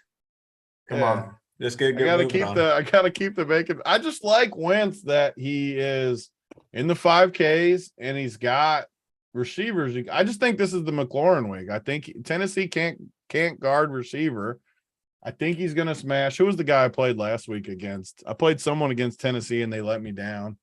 Can't remember who they played last week, but Pittman. Pittman was your boy. Let me down. Yeah, my play of the week. I got to come back with McLaurin this week after that last week. And you also got Curtis Samuel, who's been good. And who's the three? There's a third receiver that's Dimey Brown, or however you say his name, is min price 3K because someone was out or whatever. Oh, Dotson's out. Diami Brown, yeah. Yeah. So I think you just have good route tree, which I always like. And I actually like Woods the other way against Washington because they don't have any receivers. I just think Woods is going to get a ton of volume. I actually think Woods is one of the best plays on the slate. He's not going to be owned. And he's cheap and he's going to get volume, like tons of volume. Is there another Woods? Yeah. Is there two? Robert Woods is who you're talking about? Yeah, he's going to crush. Okay. You guys are making me, I'm about to get more volume. When you guys make fun of me like this is when I ship. I'm ready. I have Woods in the player pool. I mean, not a core player or anything, but he's in there. Like, I think he's going to get like 10 catches. Okay. That's ambitious. All right. Hoop, I'm going to throw it to you because I want you to tell the people who aren't members what they're missing by not being members of RunPureSports, because we got a lot going on. All right. So if you're not a member, obviously you're missing out first off on a lot of money because we've shipped just about every slate for the last 3 weeks, every sport, NFL, MLB, you've got the playoffs going, NBA right around the corner. It's funny all the success we've had, and NBA might be our best sport, which is about to start up. We have a phenomenal team to cover NBA, all aspects, betting and DFS. Core plays, player pools from our main guys. We have the playbook, which is a full slate overview of the plays, heat chart. I mean, heat map, have absolutely everything you need to win at DFS. We have all that other stuff too, the projections that these other sites talk about. We have that too. We have everything you need to be successful at DFS. Get in now. As our guy Tambo likes to say, it's the best thing. And I know I just keep pounding it, win with us or watch us win. It's the truth. All right. And some of those guys that have been winning, let's talk about some members never win. One of my favorite segments because, we hear, the coordinators win, the members never win. Well, here you go. We had Raholman hit for over 5,000 in NFL. AP, 5.6 thousand in NFL. Nika hit for over 6K. Puma. Puma killed the media com. Puma killed the stream. Then be sad. He gets a shout out and when MediaCom strikes. The thing dies during Puma. Oh no! What's going on? Am I there? Am I back? Funny how it is in the same duration. It's like maybe like a 5 second, then you're back. We had Chase Dink something shipped for over $45,000 on FanDuel. JT Hayes, our boy, hit for over 20,000 in baseball. Locks, of course, over 200,000 in the Sunday night showdown slate, and of course our boy Hoop with the Millie win. Hoop, and by the way, Hoop Santa Hoop's been giving it back today, so keep those likes coming. I don't know, Hoop, do we have more giveaways? Yeah, we got a few more at the end. I have Locks is going to send me the person that he chose, so just need to continue to pound the like button and subscribe, and we'll get some more 333 winners here. The chat wants you to send me 333 so I can get new internet. New internet upgrade. Yeah. Oh man. Do I broadcast from a barn in Murfreesboro? Not a barn, but it's kind of close. All right. Dolphins at Jets 45.0. Said 5 seconds and I'm back. It's my morning Whitewood life story. The Dolphins are 3.5-point favorites. We got Tony's boy, Teddy Bridgewater Hill. I love Tyreek Hill today. I love Breece Hall today. I cannot believe I have this much interest in a Dolphins-Jets game, but I do. Tony, I'm going to throw it to you, buddy, because I know you like Trick or Treat Teddy. What are you doing here? Yeah, I like this game with you, and it just feels like a game with points to me. What's our current total in this game? 45 and a half. I think, yeah, I like it. I mean, you just have so many pieces in this game. Waddle and Tyreek and Teddy just super, super easy. I mean, Teddy with one of those guys, I still wouldn't play them together. They did get there the 1 week, but this isn't a week where I see both of them getting there. So I'd pick one of them. I like Tyreek a little more, but Waddle's cheaper. So both definitely in play there. I say it every week, but Mostert, 5K. He got all the volume last week. He's going to break a slate at some point. I'm going to play Mostert again. Fine if you don't. I'm definitely going to play him again. I like the spot, especially on my non-like Teddy, Tyreek teams. Basically, I want some Miami on all my teams. So some of that. And then I agree with Crain on the Jets side. Breece Hall just looks good to me. So he's an easy run back just on all the teams. I think he has a good game. He's getting more and more volume. Yeah, I think this game's pretty cut and dry. I want exposure to it. I think it's a good game. Yeah, I think Breece is just an elite play here. Hoop, what are you doing in this spot? Yeah, I kind of agree. I mean, love the spot for the Dolphins. I mean, to me, I view Teddy and Tua as kind of like the same type of quarterback, similar skill sets. I don't think there's much of a difference, and people might view this as like a downgrade to the Dolphins offense. And I think that's a huge mistake. So really like Tyreek. I'm good with Waddle. I agree. Like I want Tyreek over Waddle, but there is a pretty big price discrepancy between the two. It's a consolidated offense in terms of where the targets go. So it makes it easier for DFS. You have Breece Hall on the other side, who's been phenomenal. I'm not as interested in the Jets pass catchers, but I will keep them in my player pool because I do plan on having a lot of Bridgewater, Tyreek, Waddle type teams. So I'm going to keep these guys in, not necessarily force them in. But I think it's a really good spot for the Dolphins. And I hope people view this as a downgrade for the offense with Bridgewater in there. I just don't think that's necessarily the case at all. All right. You brought up a good point too, with how you can use like SaberSim, our partner SaberSim. When you're running these 150, I've talked about it a ton on the NBA shows, not as much on the football, but sometimes even if you don't like guys or don't love them, just leave them in that SaberSim, even if you downgrade them a little bit, because when you pump the correlations and you're high on Miami and different things, you're just going to get stuff naturally go through there. And who knows, you can honestly just get lucky. It sounds crazy to say it, but you put all your numbers in, you go higher on people. You never know when a random like Jets guy pops in there, like Garrett Wilson or someone like that, just randomly hits. You didn't like him, and then you can get all the people hating like, oh, Hoop won $1 million with a Jets guy and he didn't like the Jets. It's all part of the process, though. You got to let the system do the trick, and SaberSim's great at that. All right, let's move on to our afternoon slate. We got San Fran at Carolina. This is a nice little catch-me-up game. A 39.5-point total. San Francisco 6.5-point favorites. And Hoop, it used to be just jam Christian McCaffrey in, and we don't do it anymore. Like, it's do you have any interest in this spot? It just sucks, obviously, because, talked about it, I don't know, maybe it was last week, but he used to be the most fun guy to jam in DFS, McCaffrey, and like Baker Mayfield has ripped that away from us. And it's a bad spot here too, obviously against the 49ers defense, who looks to be like one of the best defenses in the league. They're a touchdown underdog, projected score 16 points. The Panthers just can't do it with McCaffrey. I mean, DJ Moore, Robbie Anderson are cheap enough where if I get to him, I do. Like, I'm not going to exclude him out, but it is not a comfortable feeling at all with this Panthers team. Baker sucks. I mean, Baker, Russ Wilson, Kyler Murray, 3 of the worst quarterbacks in the league.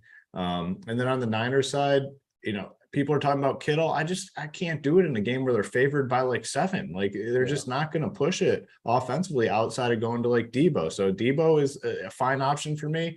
FanDuel, he's only 7.3K. I think that's a really good price tag for him. Really like him over there. Jeff Wilson in these games where they're projected to have the lead, I think is a solid play. 18 carries last week.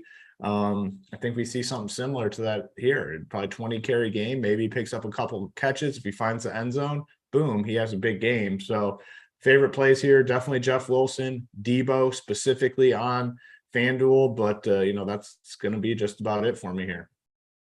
All right, Tony, any interest in this game for you? Yeah, I think Jeff Wilson might be my favorite play of the slate. He's going to be high owned. my favorite like chalky play of the slate. I should clarify that. Like he's going to be high owned. He's just too cheap. I mean, he's 5,500 against Carolina, and he's going to get all the volume. I mean, their number 2 running back right now is freaking Tevin Coleman, who they didn't even want to put on the field last week. So he might get 20 plus carries. I just think it's such a good spot and price point. He should be like $7K, and he's 5,500. So I'm jamming that chalk, and I think the worst play of the slate is George Kittle. I'm glad Hoop wasn't on him. It's my boy. Man, that's your boy too. Yeah, right It's just here. so obvious. So the My games that son you got play, me the little Kittle, Kittle man. doll. I mean, it's my Yeah. boy. I love Kittle, but it's everyone's like sneaky play. Like tight end sucks this week. There's no tight end, so everyone comes on these shows like, oh, Kittle, no one's gonna play him. I love Kittle this week. The Kittle has the explosions. For Kittle to go off, you need Carolina to have the lead. Like if you think Carolina can win this game, I think you can play Kittle. I don't think Carolina can win in this game, so I'm not going to be on Kittle. I get that everyone thinks he's such a sneaky play. He might end up like way higher than you guys think. Everyone thinks he's sneaky. That ends up being more chalky, especially on weeks like this. So I think Kittle's a terrible play. Tambo's in the chat talking up that it's his birthday, though. Yeah, nobody's playing him, Tambo. Nobody. Just everyone talking about how sneaky he is.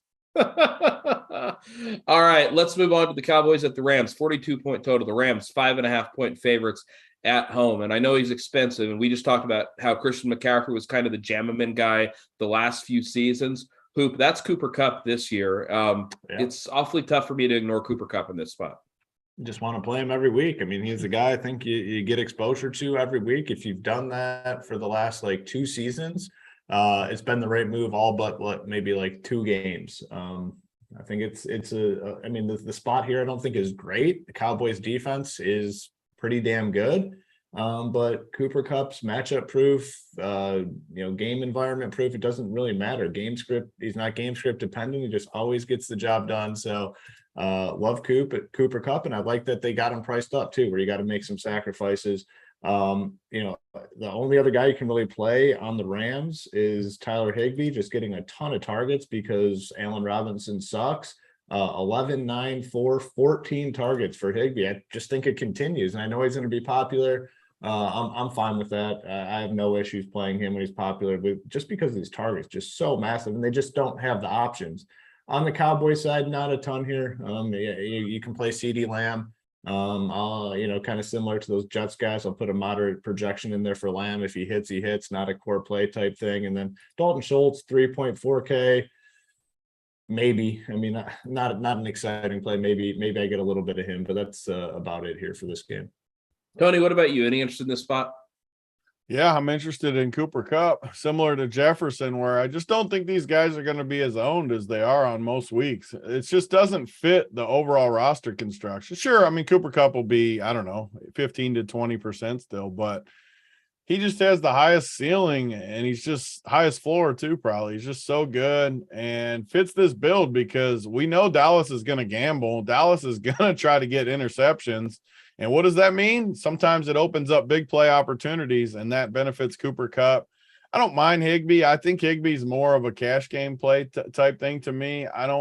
He's just so high owned that I do agree with the volume, though, what Hoop's saying, because Allen Robinson's terrible. They have no other receivers.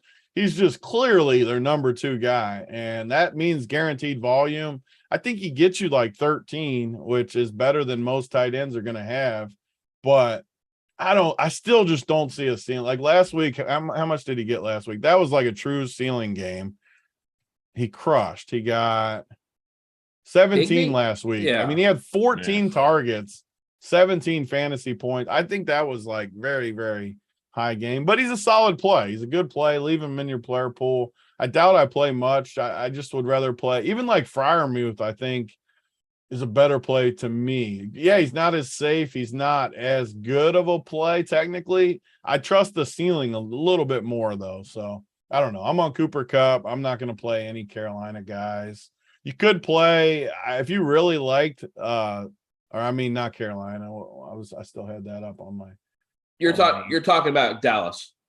So CeeDee Lamb, I think you can run back with him at 7K. I like Dallas today. What do we think their defense is going to be owned? I think are they going to end up like way more popular than anyone thinks? The like Dallas defense? I think they'll be the most popular defense on the slate. I mean, I don't think it's the point like that Bengals defense situation a few weeks ago. That price point is like kind of, I don't know.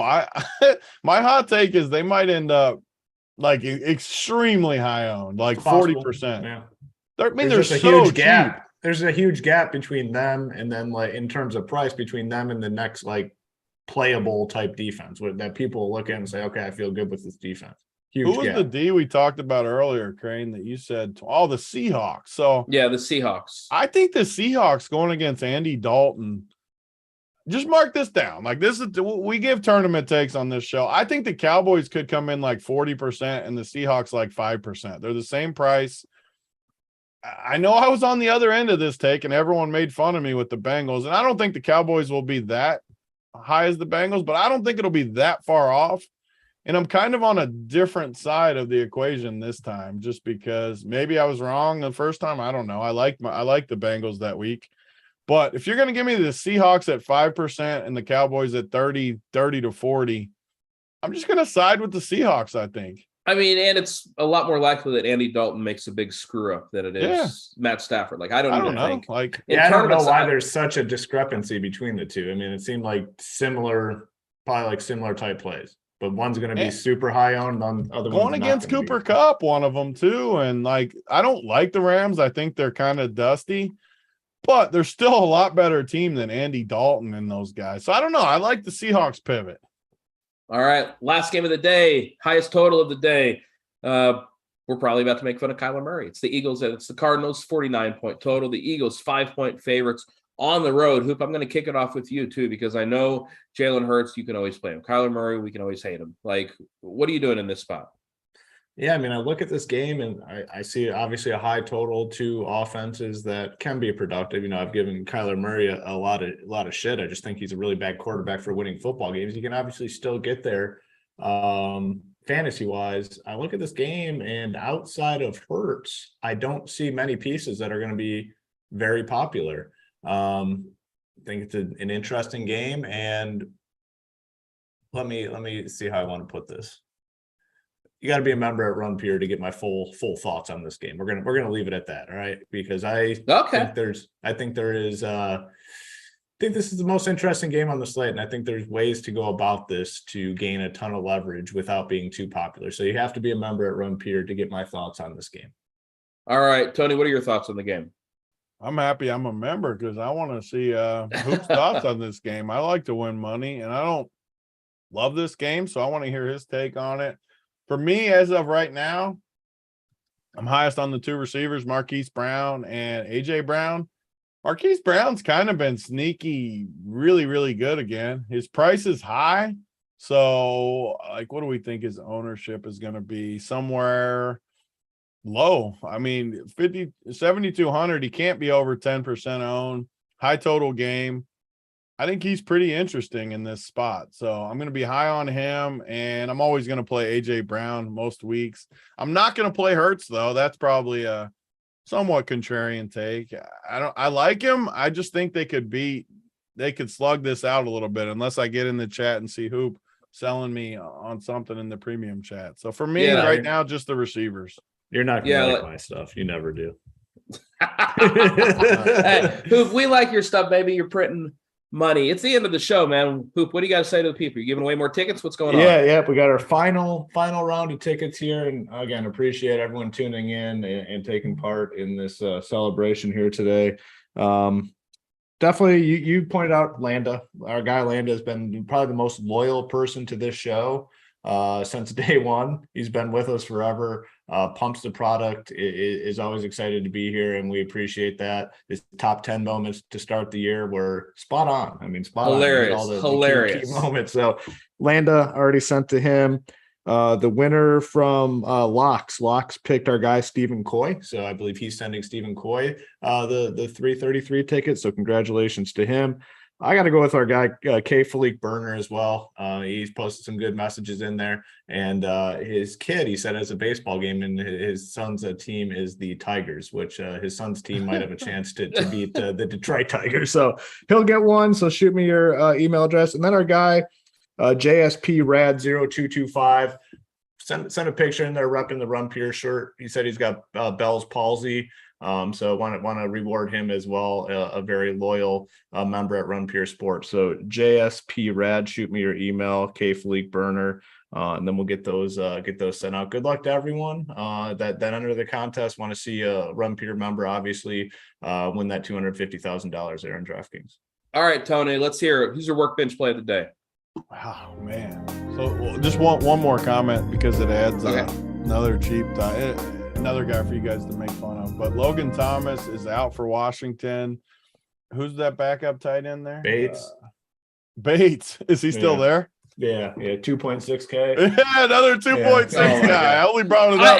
I know we're making fun of Tony right now with the cheap tight ends, but there are so many good cheap tight ends on this site. I've reversed course on that. There's like no one, like why play some of these like 4 or 5K guys that are today's slate is different. We have made fun of them, but it does make a lot of sense today for sure. And like if you can get a touchdown from any of these guys, you're just mint. Like you're in great shape. I just don't see a ceiling from anyone. Sure, if you get like 30, like the guys that love Kittle or something, and he somehow gets 30, like you have a massive leg up on the field. Don't get me wrong. But if everyone ends up in that 12 range and you get like 9 from a 2,600 guy, you are well on your way to great shape today. So I don't know, man. So the workbench play of the day, who'd you guys make fun of that I want to go with? Go ahead, I'm just going to give the full stack. It's not going to be on my main team because I don't want this on my main team. But for the workbench, I'm giving the plays that are going to ship someone a milli today so they can follow a hoop. Justin Fields, the full stack. Fields, Mooney, Justin Jefferson, baby. All 3 of them are the workbench today. Let's go, people. The only spot we disagree, he's got to go there. Has to go there. The only spot on the slate. Why do you hate money? Let's go, people. Oh, someone's going to ship a milli with that stack. So, I mean, okay. Who? I want an apology from these two next week. You get an apology, man. If it ships, you get an apology, like a full on-out apology. Who? Rich Parents play of the day. Who you got? Yeah, I'm gonna do a stack too. I just think I'm gonna go with the stack. I really like. We talked about this game. Now, I'm gonna be nice because I'm gonna go to a spot where we all agreed, so a spot that we all liked, all had similar thoughts on. So it's gonna be a group effort here. Love the Teddy Bridgewater to Tyreek stack today. I really think it has a chance to win. Tyreek was questionable coming into today. We all thought he was going to play, but that has to bring his ownership down a little bit. Again, I don't think Teddy is a downgrade from Tua by any means. I think he's just as capable of moving this offense. So give me Teddy to Tyreek, and then one of these Jets guys. I don't know who the hell it's going to be. Like I said, I'm going to keep them all in there. Whoever I get exposure to, I do. Teddy to Tyreek takes it down today. All right, and my 37x play of the day, it's going to be my boy Travis Etienne, who has a phenomenal match with the Texans, is going to be like 2% owned. He's been getting increased works, and this is going to be one of the last weeks you can get him at low ownership because he is about to absolutely blow up this slate. Speaking of blowing up, we're blowing up at RunPureSports. Hoop, what's coming up next? Yeah, up to lock show, guys, breaking down all the news. I mean, like I keep saying, like the NFL is, man, it's not like it was in the year past where you got to sit there and grind out the news. So it gives the guys more time to actually talk roster construction, talk plays, talk correlation. So they'll take you all the way up to lock, cover any news that does break, but also walk you through the slate from a roster construction standpoint as well. So they'll be coming up not too long here. All right, well, they're coming up next. We're getting out of here. Last comment because our boy Locke's in the chat. I agree with him. We got to change Hoops play of the day now from the Rich Parents to the I'm Rich Bitch play of the day.